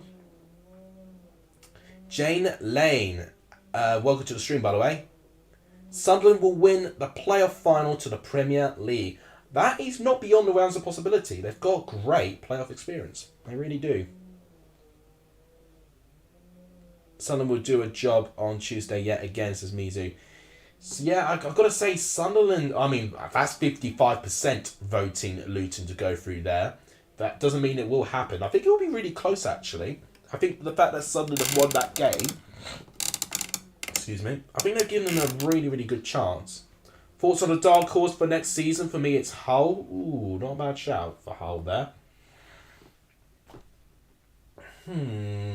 Dark horse next year. That's difficult, to be honest. I'm going to actually go for one of Preston and Swansea, I think. One of those two could be dark horses. Hull's not a bad shout, though. Hull could be a really good one. James says he's so nervous right now. Well, I could say, based on me watching the first half, I think Middlesbrough were the better side, but Coventry did grow into it, but they didn't grow into it enough that they were starting to really pepper chances down. They were, you know, Stefan has not been tested yet. This second half, however, could really change things. I think the fact that Coventry did go half-time 0-0, they will be quite happy with that, considering how close Akpom went to taking the lead in the 13th minute when Ben Wilson made that save. And I think it's going to be a really, really interesting one in the second half there. We've seen a good contest, and I hope it continues, because I think those are the best sort of playoff games when we've got a really, really good contest. And I'm also really impressed with the amount of you here. Thank you guys so much for turning up to this stream today. Any new viewer here is absolutely welcome here, of course. And it's always really happy and also really exciting for me to know where you're watching this as well. It's always really nice for me to know. Right, now going to the second half. There's been no substitutes for what I can see. Middlesbrough already on the ball again. Alex Mowat now to Tommy Smith. I had one of my employees called Tommy Smith, actually. In fact, I've also got an employee called Curtis Jones as well. Interesting, isn't it? Right, we have got Middlesbrough going into the left-hand side. Alex Mowat with some space here. He's going to try and pass it to McGree. McGree with the cross. Akpom! Oh, that's close! Chuba Akpom inches away from taking the lead for Middlesbrough. It was a brilliant cross by Ronnie McGree. And the header looked really good from Akpom, but just wide off the post. Inches away. This was really close. So the cross comes in. And I think it was originally Mufasdeen defending it. And now Akpom does get ahead. Very strong header, but wide off the post, narrowly. Out of these four, do you think any of them will be back in the playoffs next season? Interesting question, actually. I see Luton going back. Luton just seem to be doing really well at this moment of time. I don't see Luton falling off anytime soon if they don't get promoted.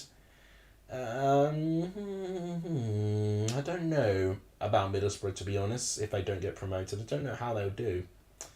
I don't know. I feel like Luton's the most likely one, in my opinion.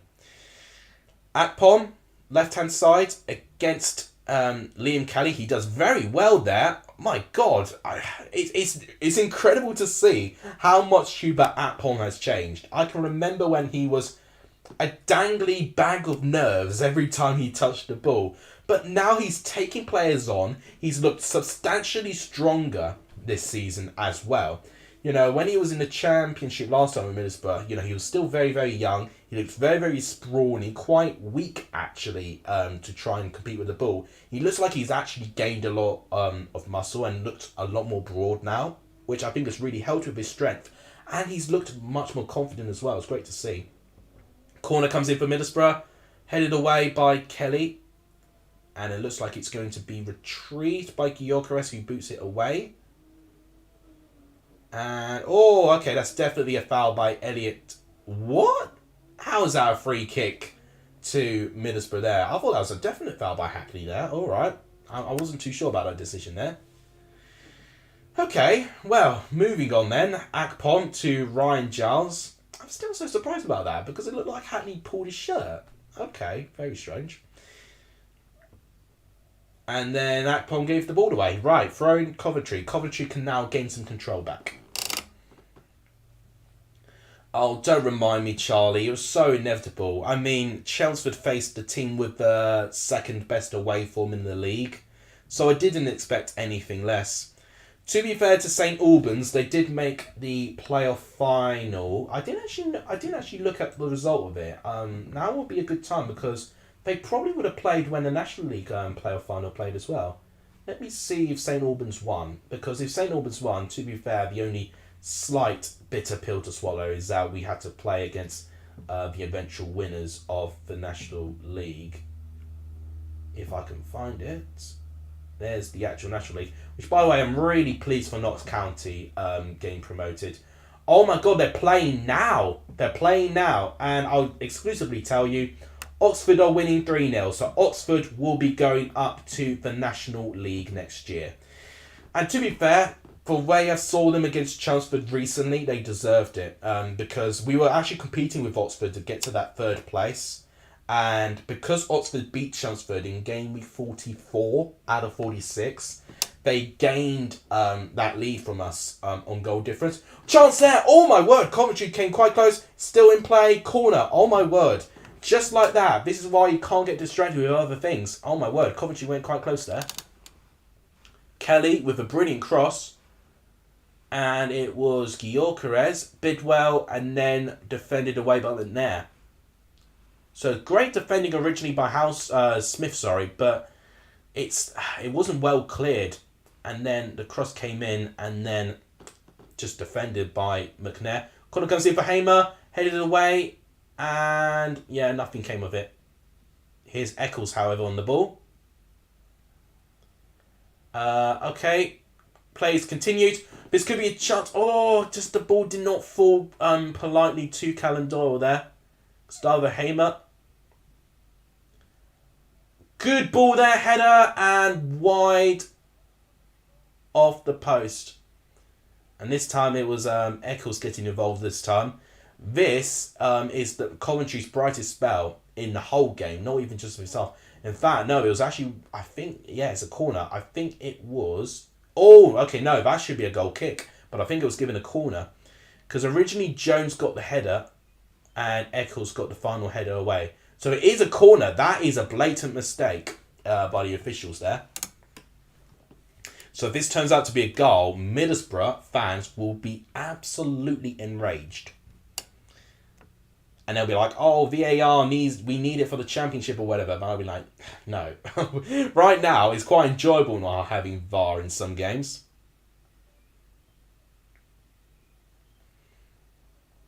Now, corner could be flying in any minute now.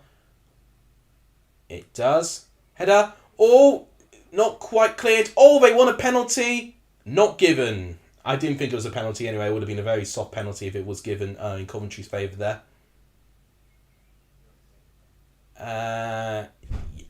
Yeah, it's a blatant dive. Yeah, definitely no contact there. I'm afraid, McFadden. He definitely tried it, but nah, no contact.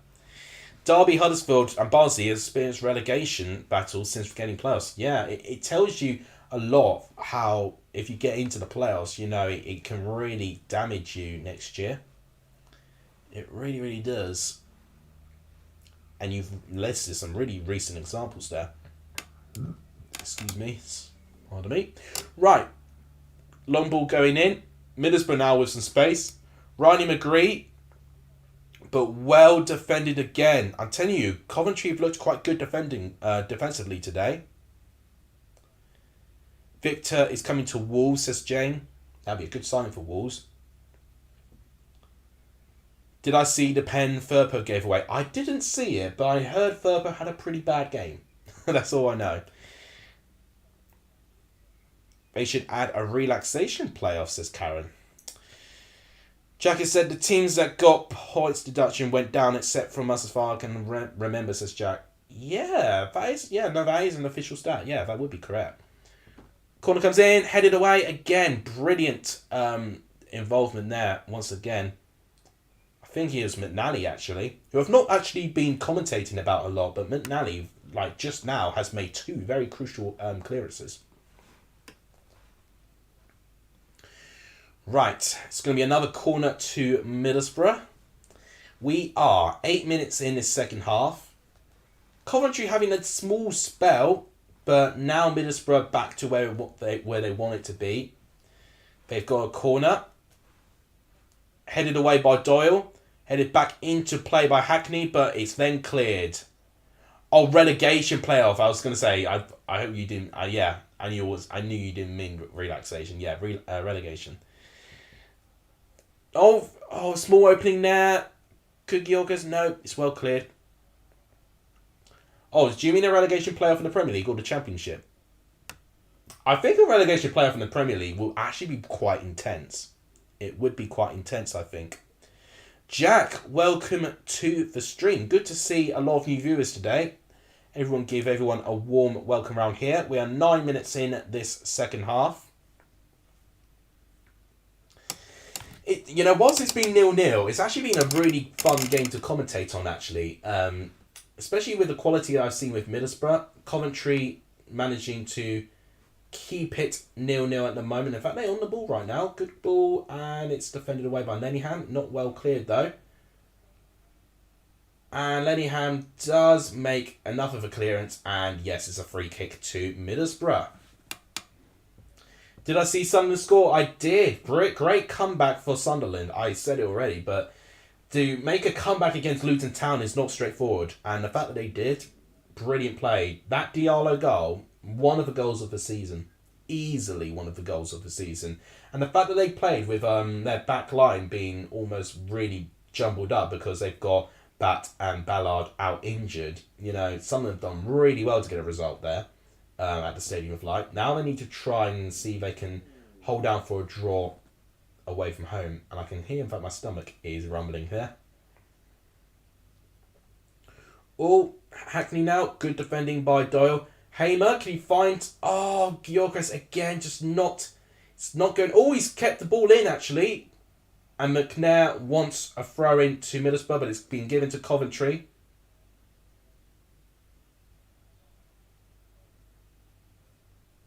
I've not been noticing then. Oh, it's going to be Charles Gyökeres. Good defending by McNair again. Very small, a bit of quality there by Gyökeres, who's really not been too involved in this whole game, actually. But he's managed to do a little bit of a run into us. Bidwell, again. I can see Bidwell's really trying really hard here, but I tell you what, that back line for Middlesbrough is now working quite hard. This is definitely the most concentrated that Middlesbrough back line's had to be. And you can see how much that has really... given a positive effect to that Coventry crowd. But then a really bad mistake by Doyle to cause a throw into Middlesbrough. Oh, right, okay. Well, I'll look at it in my own time. Thanks, Charlie. That's why you're my moderator. Because you can actually see the comments before me a lot of the time. I'm aware that... Everton Man City will nearly be kicking off as well, so I'll be keeping a sharp eye on those as well.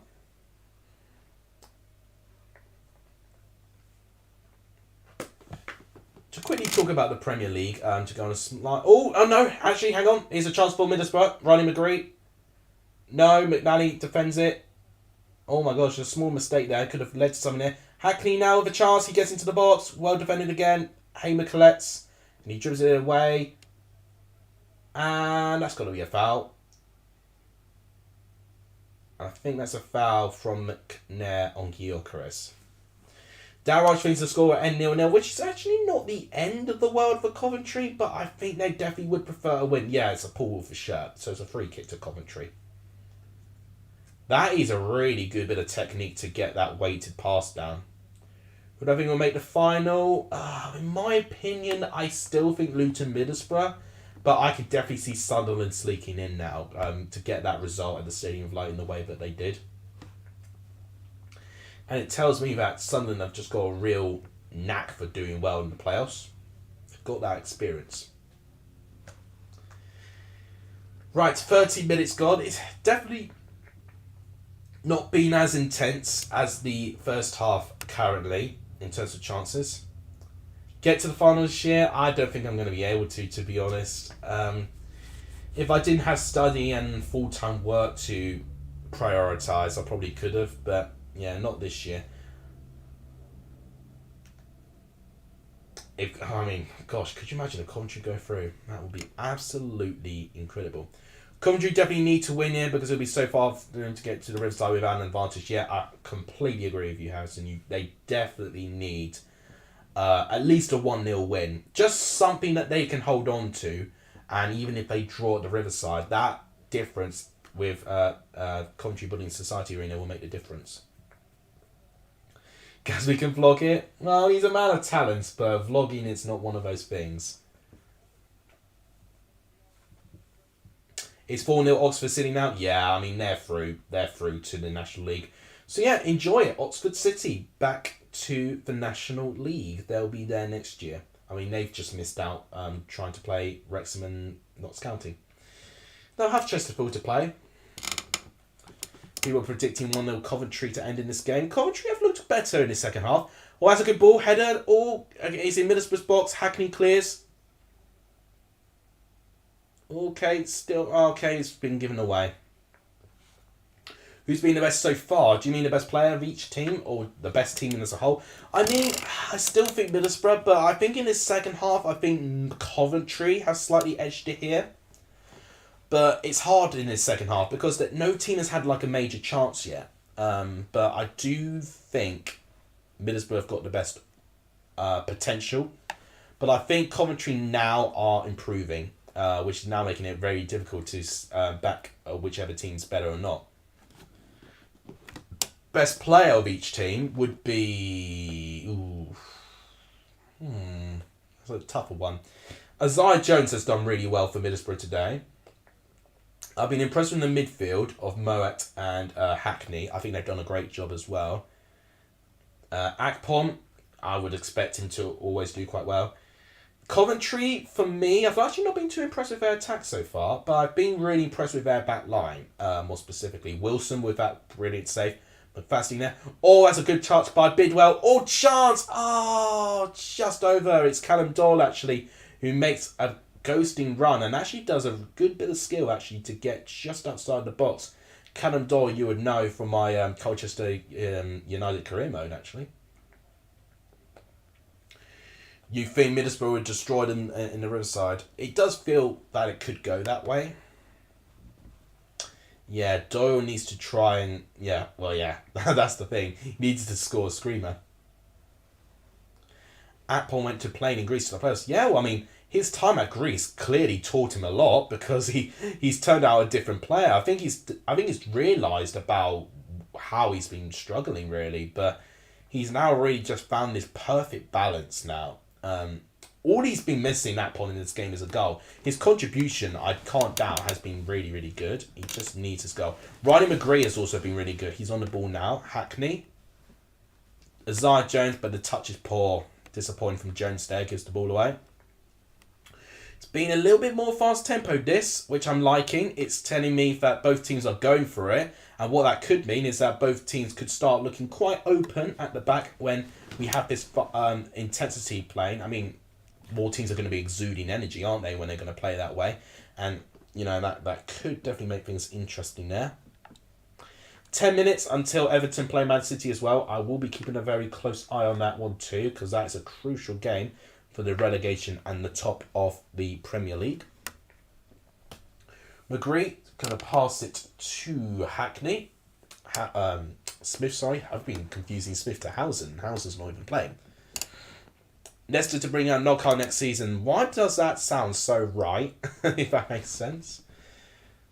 Is he going to do another dive to win him a penalty, maybe? Who knows? I mean, it's 10 years ago since that moment, so I wonder if he may do it again. If you're wondering, it's the Hogdini moment. Yeah, that's right. It's 10 years old. That is crazy. I can remember the commentary. I can't even speak. I can even remember the commentary team on that very day as well. Hamer. Oh, Hamer go quite close. I say close. It is way wide of the post, but Hamer does find a lot of space, to be fair, just outside the box, and Middlesbrough going to be quite careful there. You know, Hamer is one of two players in Coventry you don't want to give a lot of space to.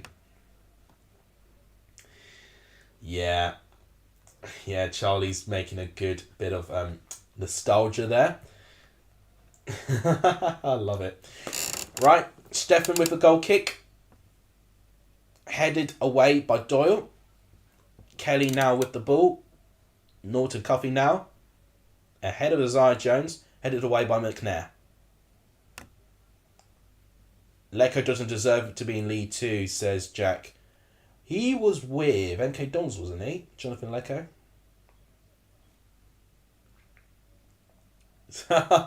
Ironic for Jack, isn't it? Oh, that's a shame. Here's Howson. Oh, bloody hell, Smith. Why am I calling Tommy Smith Johnny Howson? It's Tommy Smith. What am I doing? This is clearly where I'm starting to get tired, when I'm starting to make up names for people. So sorry, guys. Right, we'll go. It's Darren Lenningham now on the ball. I can have a blunder here and there. Right, Hackney, well defended again, but Hamer, I think, has been the best one for Coventry. I've been so impressed with him.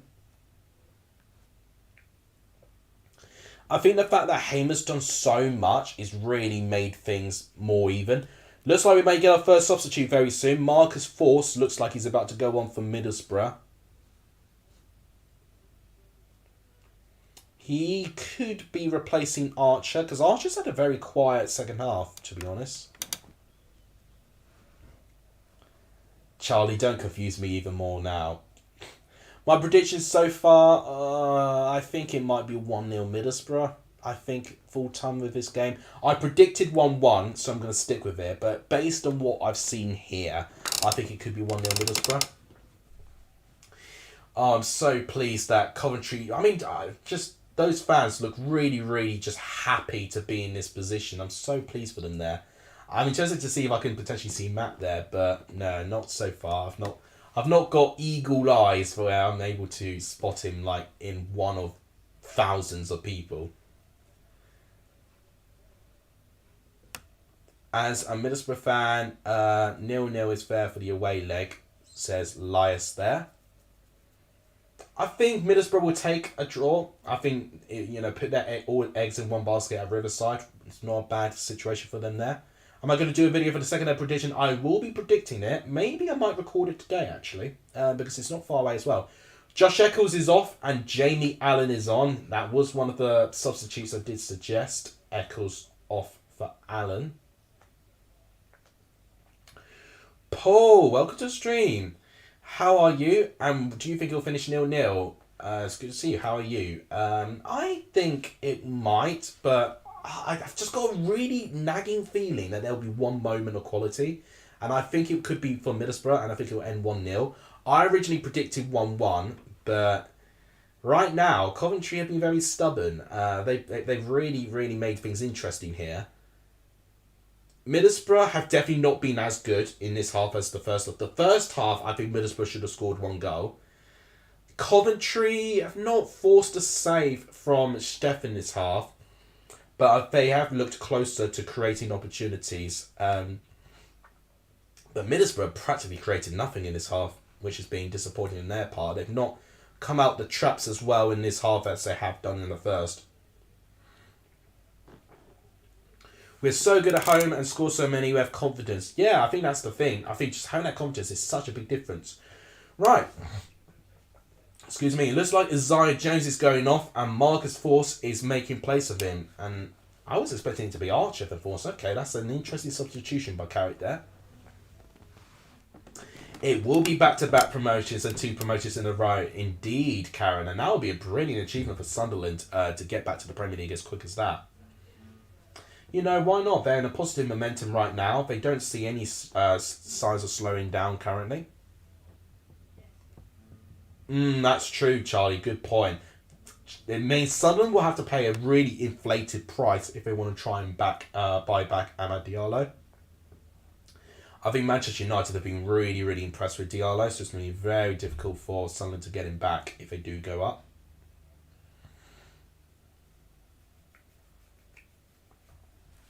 Right.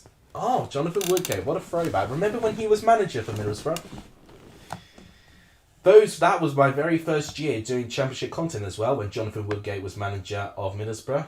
Let that sink in. Coventry somehow keep the ball in play. I don't know how.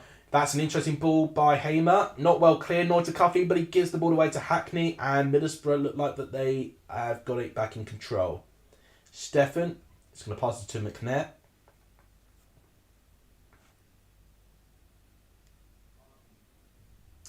And then a long ball in to find Riley McGree.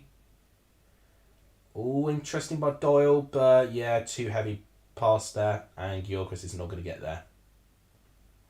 Lyers sadly remembers, yeah, it was not a great season for Middlesbrough there. It was very a project-themed season, which just did not pay off whatsoever. Think Sunderland need to do an Ipswich and build a squad over a few years. I completely agree. I really do agree. And I think that's exactly what Ipswich have done. 28,874. That is impressive to get that at the CBS. 28,874 is the attendance. If Everton go down, what do you think Pickford would do? Oh, Pickford will go. He won't go down to the Championship. And there'll be a lot of teams wanting Pickford. I think a lot of the Premier League teams are really going to be like vultures to the 3 relegated teams. I'm already thinking Ward-Prowse, Bella Kotchak could be linked as well. So many players from these 3 relegated teams. You know, the Premier League teams will be like vultures trying to go for them. I see a big clear out from all 3 of them. Darrod says he expects us to lose at the Riverside. I think to have a negative thing of it is not the right way for it. Even if it ends 0-0, Coventry are still in the tie. You know, and then it puts the pressure to see what happens at the Riverside. And more pressure will be on Middlesbrough to get something there. You know, a draw at home is actually not the end of the world. And it has happened before when teams have lost their first leg game and have come away from home to win the tie overall. Think of what Derby County did. They were the very first team that did it. And since then, we've actually seen that sort of thing happen more and more frequently. What's my prediction for the Premier League relegation battle? Good question. I think, well, I mean, obviously Southampton are down now. I think we'll see Leicester stay 19th, and I think it'll be the exact bottom 3, to be honest. I think it will be that bottom 3. I do think Leeds could win one more game, but I also think Everton could, and Forest at this point of time, I think, could get a draw. So with that being the case, I think the order will be 19th Leicester, 18th Leeds, 17th Forest, 16th Everton. I think it'll be that order. Then obviously West Ham above is already safe in my opinion. Mario just wants 1 goal. I don't blame you, but it's actually been a pretty good game. With 17 minutes in now, Coventry now on the ball. But they had an opening, but now they're passing back. Okay, Doyle is going to pass it to McNally, who's looking quite advanced now. Here is Norton Cuffy against Ryan Giles. Cross, well defended again by Ryan Giles. He's been really good at that position today, Ryan Giles. And they wanted to go on the counter-attack, but Hamer does so well to defend it. And a free kick's been given. Cameron Archer conceding the foul. So Charlie thinks Forest will get 35, Leeds 34, Everton 33, and Leicester 30. Really? You think Everton will only pick up 1 point in their last 3? That's crazy, in my opinion. I mean, it could happen, but okay, they won't get anything against City, I don't think. You know, even though the odds could be in their favour, but I think they can beat Bournemouth, Bournemouth will be on the beach in the final day of the season. And Wolves as well. Wolves away could be quite tricky. But I don't know. I do see enough points for Everton. I think they're in a prime position. If they had not beaten Brighton, I think Everton will be a favourite to go down. But that win against Brighton, in my opinion, has changed everything for Everton in a good way.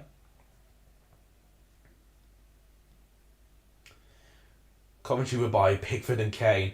Oh my word, could you imagine? Could you imagine? That'd be impressive. There's some good skill there by Marcus Forss, who I've seen him being involved for the first time. I've not seen a lot of Jamie Allen so far, but I do see him here. Here's Ryan Giles. Ronnie McGree, defended away by Hamer. Hamer has been impressive. Really, really good. My 2 man of the matches for each side. Ryan Giles for Middlesbrough and Gustavo Hamer for Coventry. Easily.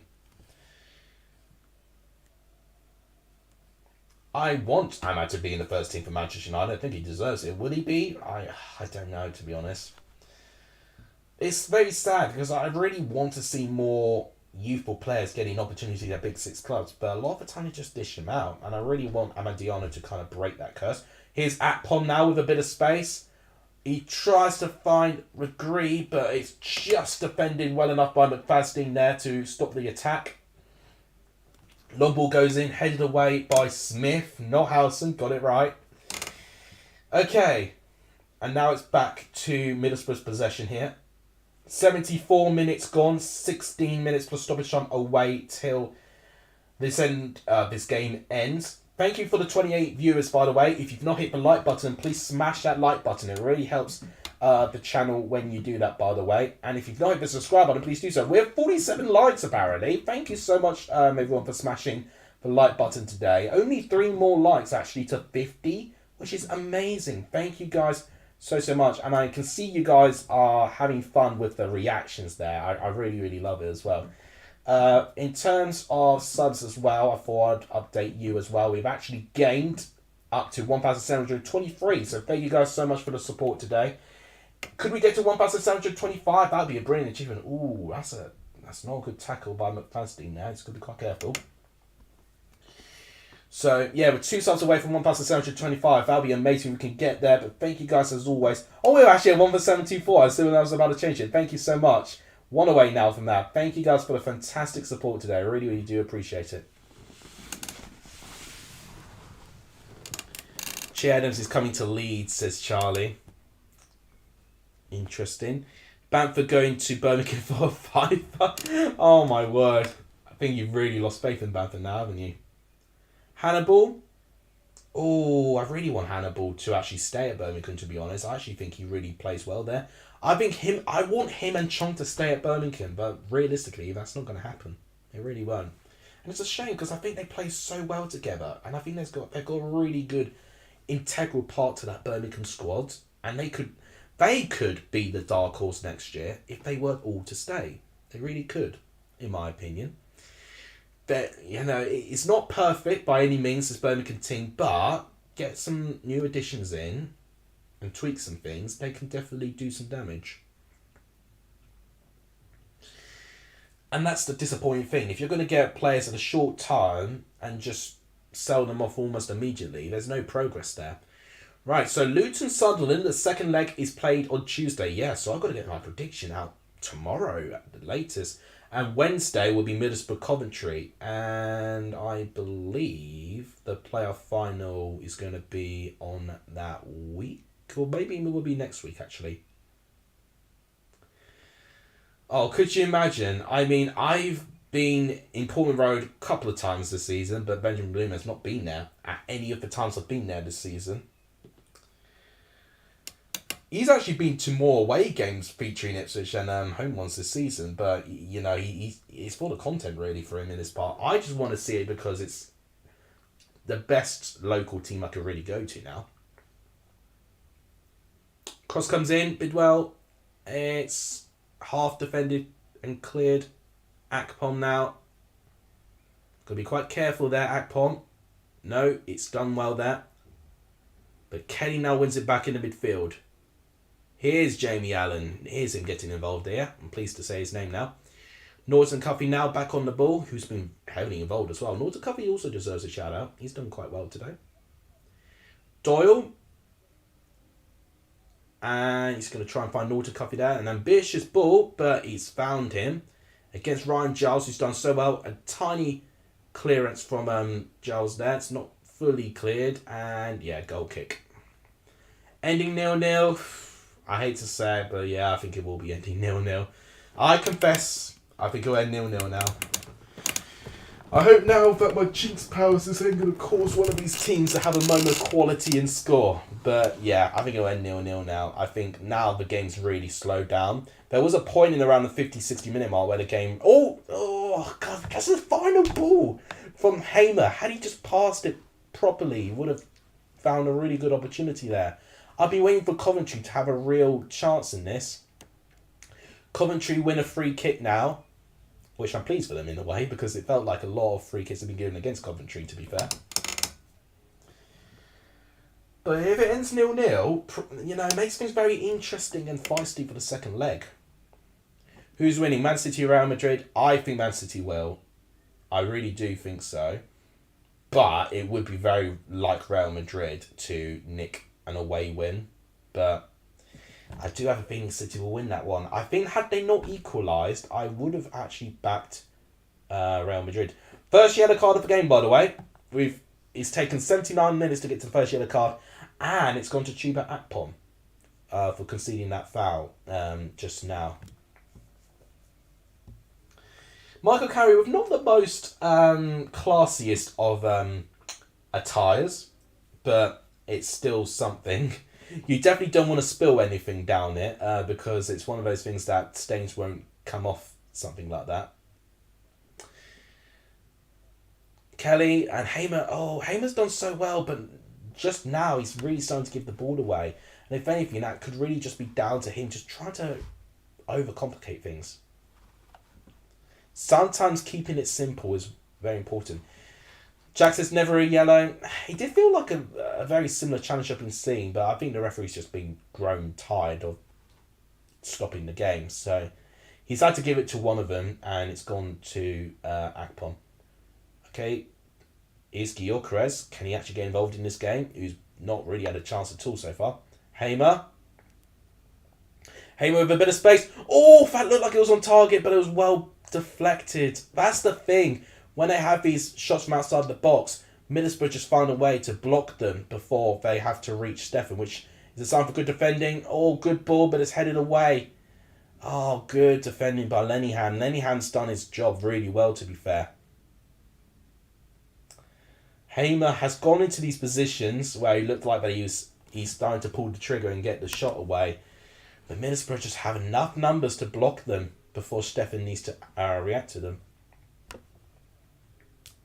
Here's Jamie Allen to Liam Kelly. Now to McNally.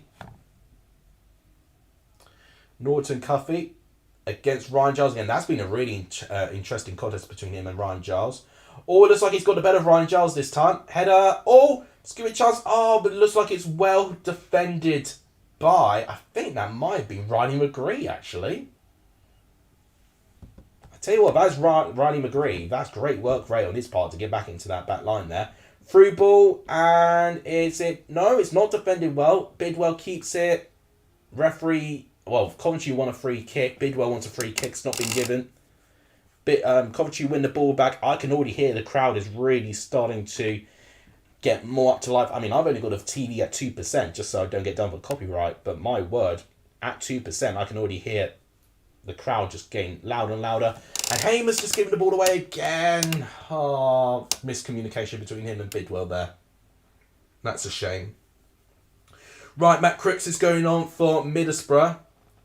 Middlesbrough's second substitution of the game. Cameron Archer going off, which doesn't surprise me. He was basically a ghost in his second half. He did well in the first half, Cameron Archer, but second half, yeah, he wasn't really well involved.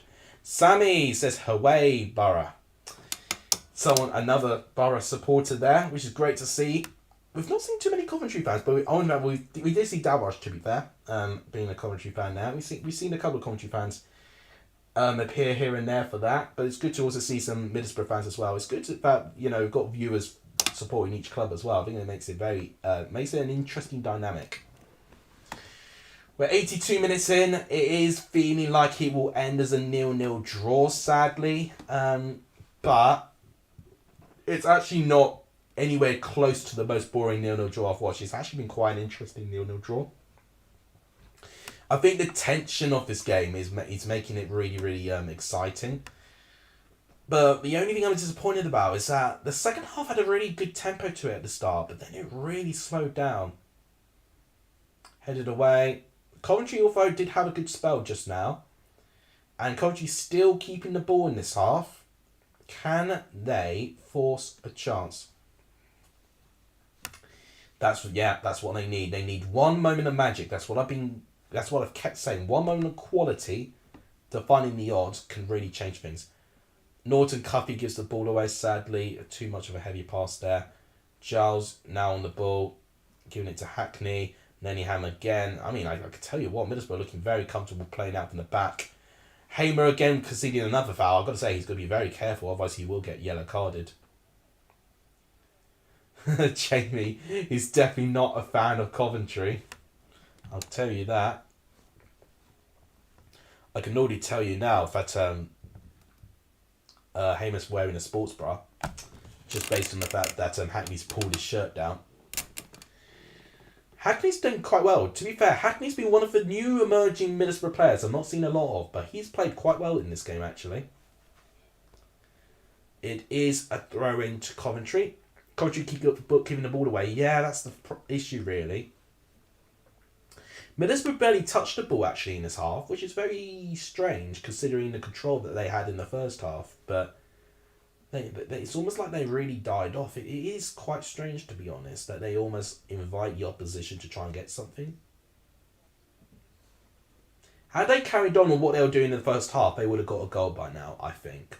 But they haven't, and that really does confuse me a little bit.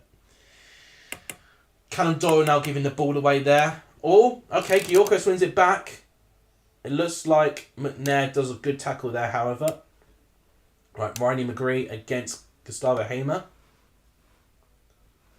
And Ryan Giles, and it's a throw into Middlesbrough. And they would definitely be wanting that right now. Thank you to the 30 viewers, by the way. We've streamed for 2 hours, and I've got to say, I am absolutely famished. Not had lunch yet, so thank you guys so much for the support. We've actually exceeded 1,725 subs. We're on 1,726. So thank you guys so much for the support today. I really do appreciate that. We're actually only 4 subs away from 1,730. That can definitely be achievable, to be honest. We've not got a lot of time left, but it can definitely be done. Thank you so much, as always, for the true support. Right, I wanted to go back to this because I wanted to look at stats in this half and do a compare and contrast. Alright, let me just see if there's anything. Okay, nothing at the moment. Yeah, okay, it's in the goalkeeper's hands. So, you can see 60-40, but second half only 57-43, so much closer, but look at that. 0 shots on target in this half, which is why I've been, as I said, I'm very disappointed. Oh, Hamer's down, and he's clutching his knee. That may not be good news for Coventry. I don't know what happened. I didn't see. Oh, that's not good. I hope it's not serious. Let's see. It might be a clash of knees. Hamer. Okay. It wasn't any contact. He just basically swung... Yeah, no. He just swung his leg to boot the ball, and suddenly it looks like something's clicked out of his knee. Oh, I hope that's not bad.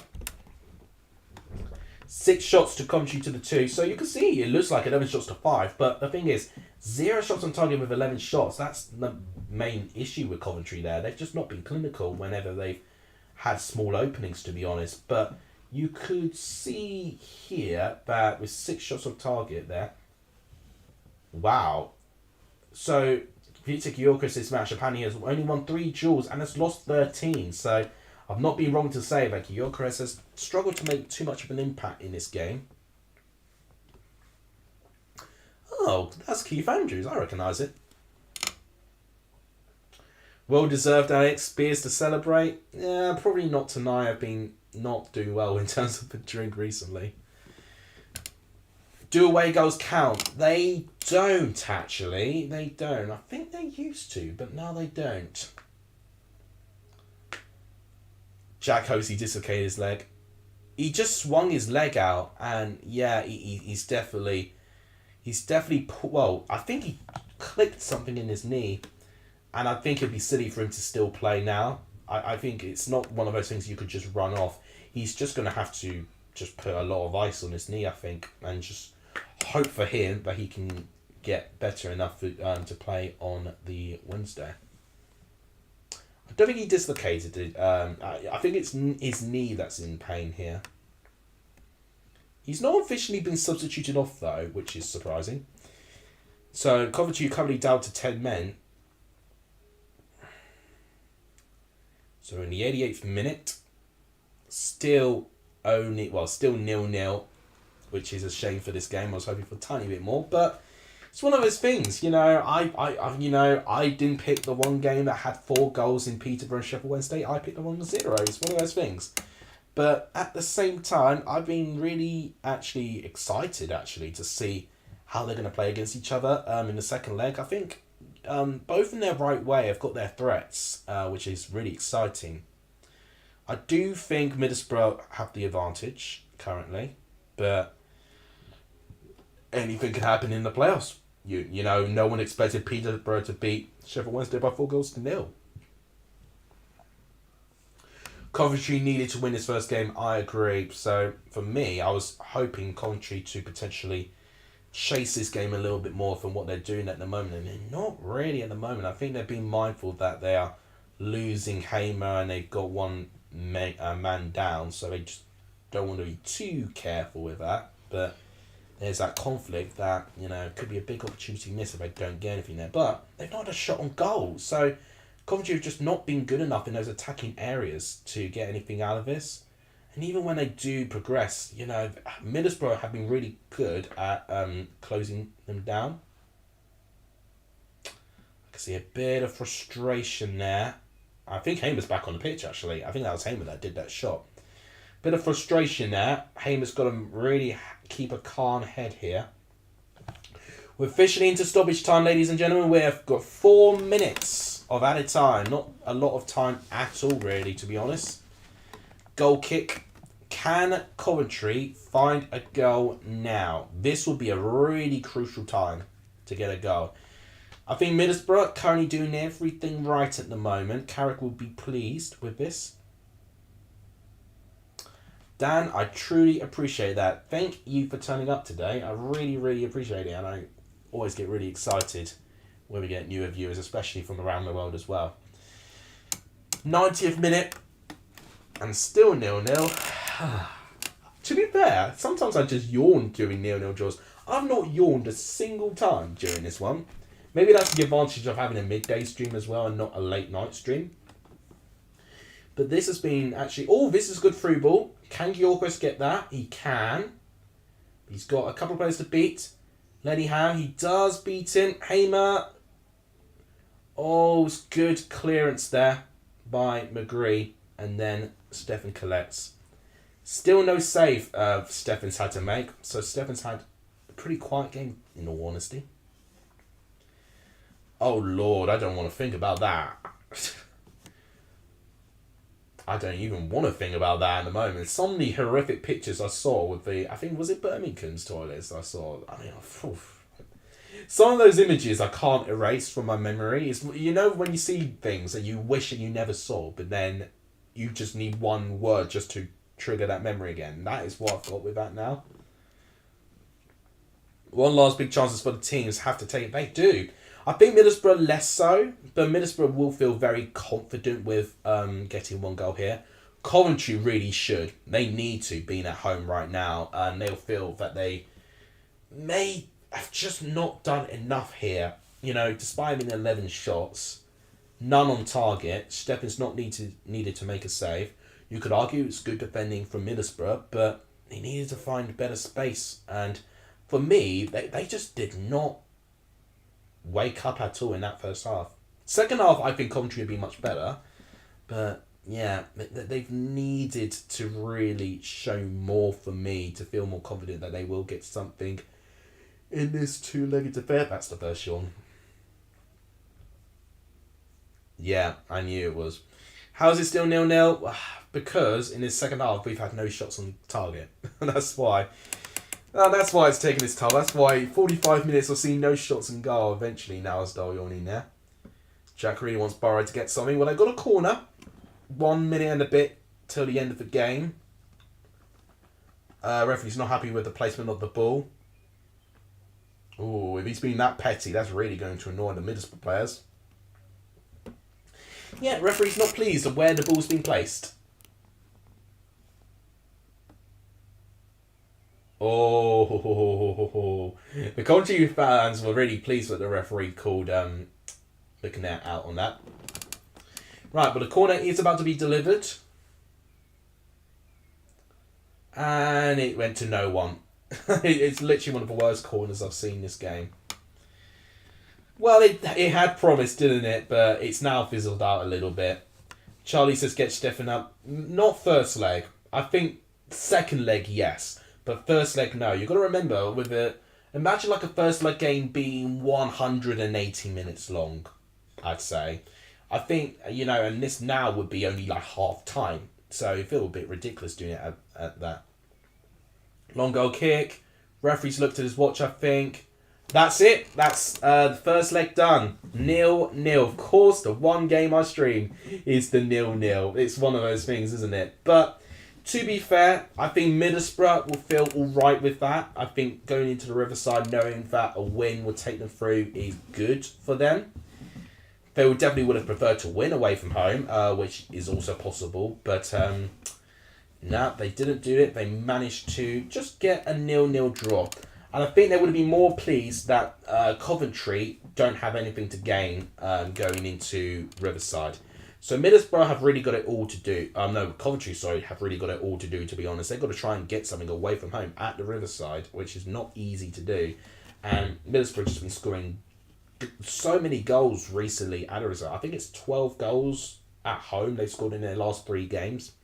So it's very tricky to get things at the Riverside recently, at least. So it's going to be very tricky for them. Middlesbrough will feel quite favourable for this.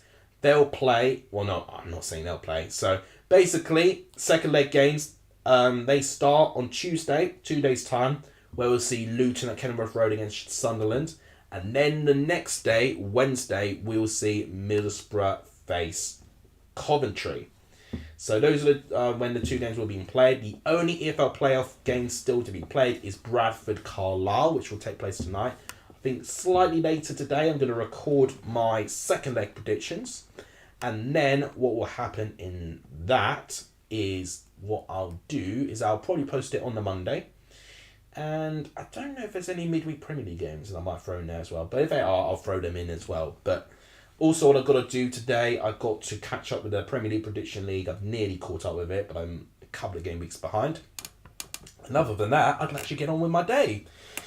So, I've got to say, for a stream at this time, it's one of my better streams I've had this year. So thank you guys so much for turning up today. I'll stay on for a couple of minutes or so, just so I can react to all of your comments. And after I do all of that, we can conclude. Now will be the perfect time to smash that like button. We've made it to 55 likes. You guys deserve an absolute shout out, all of you who have turned up today. You have absolutely smashed it today. Thank you so much for the fantastic support today. We are still on 1,726 subs, so 4 subs away from 1,730. Now will be the best time to do it, because now will be the time I'll be able to notice it. But thank you guys, as always, for the fantastic support. You guys have absolutely done a madness today and have provided a fantastic stream over for what has been a pretty anticlimactic game. Could I do my leg 2 prediction video today? We'll see. I'll record it today, definitely. Whether it'll be released today, it depends, to be honest. I think Monday might be better. Drink to celebrate? I don't want to drink today. I drank a lot last night with Eurovision being on. Just to get through the diet, to be honest. Gatsby scored the winner. Yeah, that'd be nice to see, wouldn't it? Gatsby saving the day, as he always does. Right. Yeah, still keep it on. I'll keep streaming to 2 o'clock, and then that will be it. Any more questions regarding the other games? And in fact, actually, before I go, now will be a good time. Oh, we actually lost the sub. Someone's trolling. Anyway, now will be a good time to go to the... Oh, it's a 2 o'clock kickoff. I thought it was 1:30. Oh, okay. I beg to differ. It's 2 o'clock. I thought that game will be playing. Okay, that's fine. So, yeah, just to remind you, Sunderland taking the lead against Luton. They've got a bit of an advantage going into Kenilworth Road, but Luton only need to win by 1 goal margin for it to go to extra time. Coventry Middlesbrough has ended 0-0. Coventry only need to win at home for them to get to that final. And that would definitely be a little bit more favourable for Middlesbrough there. Going back to the National League South, it is 4-0 Oxford. I don't know how long they're playing. That was 67th minute, 68th minute. And yeah, it's... Oxford City will be returning to the National League. And then you get to the league below that, which is the Isthmian Football League Premier Division. Who will be in it next year? Hashtag United. They will be in this league next year. So they will only be 1 league from Chelmsford, which is absolutely scary. And if you're a Hashtag United viewer, you will remember Averley Football Club, because they were competing with Hashtag United at some point. They got promoted 1 season before they were in 1 season, and they've been on an incredible rise, and they actually won their playoff as well. So Averley will actually play in the National League South for the first ever time in their history, which is incredible. So a couple of very meaningless stats there. So there's Chelmsford. That is my hometown, Chelmsford. We lost to Sean Jeffers in the 95th minute. St Albans, to be fair to them, managed to beat Dartford on penalties. But I would have backed Chelmsford to get something against Dartford because they actually beat Dartford away from home this season. And yeah, it goes to show that St Albans just would have been no match to Oxford. I think Oxford have been by and large the best team. So fair play to them. They will be going back up to the National League. Let's just catch up on comments and then we will end it off. Swino says, up the Boro. He's pleased with that result, and I don't blame you. I think 0-0 is an alright one, not the best one. It would have been better if Middlesbrough maybe scored, but for the fact they didn't lose is good. Really, really good news for Middlesbrough there. Did you see Weymouth manager to escape relegation zone in National League South? I did notice Weymouth nearly had back-to-back relegations. That was very, very scary on their part. In fact, Dover were nearly back-to-back relegated as well. It was Concord Rangers who took their place, and Dulwich Hamlet, I think, were the last one that got relegated. So they took their place within that there. But yeah, they looked dead and buried, Weymouth at one stage, but they really pulled it out the bag in the last couple of games. They won 3 in a row. There you go. They really pulled it out the bag in the end. Right, it's 2 o'clock. Everton about to kick off against Manchester City. I'm going to end the stream here. Unless there are any more questions that you guys want to say, I will end it today. Thank you guys for a terrific stream. I really, really enjoyed it today. In terms of likes, I'm really, really happy with the amount that we managed to gain today. 56 likes is absolutely amazing. So thank you guys so much for that. It's really truly appreciative. For subscribers, we've made it to 1,726. So thank you guys so much for that. That's really appreciative. I'm not going to stream Everton City because I need lunch. I'm absolutely famished. But thank you guys for the support. If you've not done, please share the channel. It really helps. Share your friends. Share it to other people who go to other streams as well. That will be absolutely amazing as well. And yeah, you'll then see me return with a video of my Leg 2 predictions coming very, very soon. And maybe I'll stream another playoff game. Who knows? I'll do one very, very soon. So thank you guys, as always. I saw that comment about a lightweight. Thank you guys, as always, for the stream today. You guys are legendary if you saw any of the stream. And as always, I'll see you guys very, very soon for another video and stream. Take care, everyone.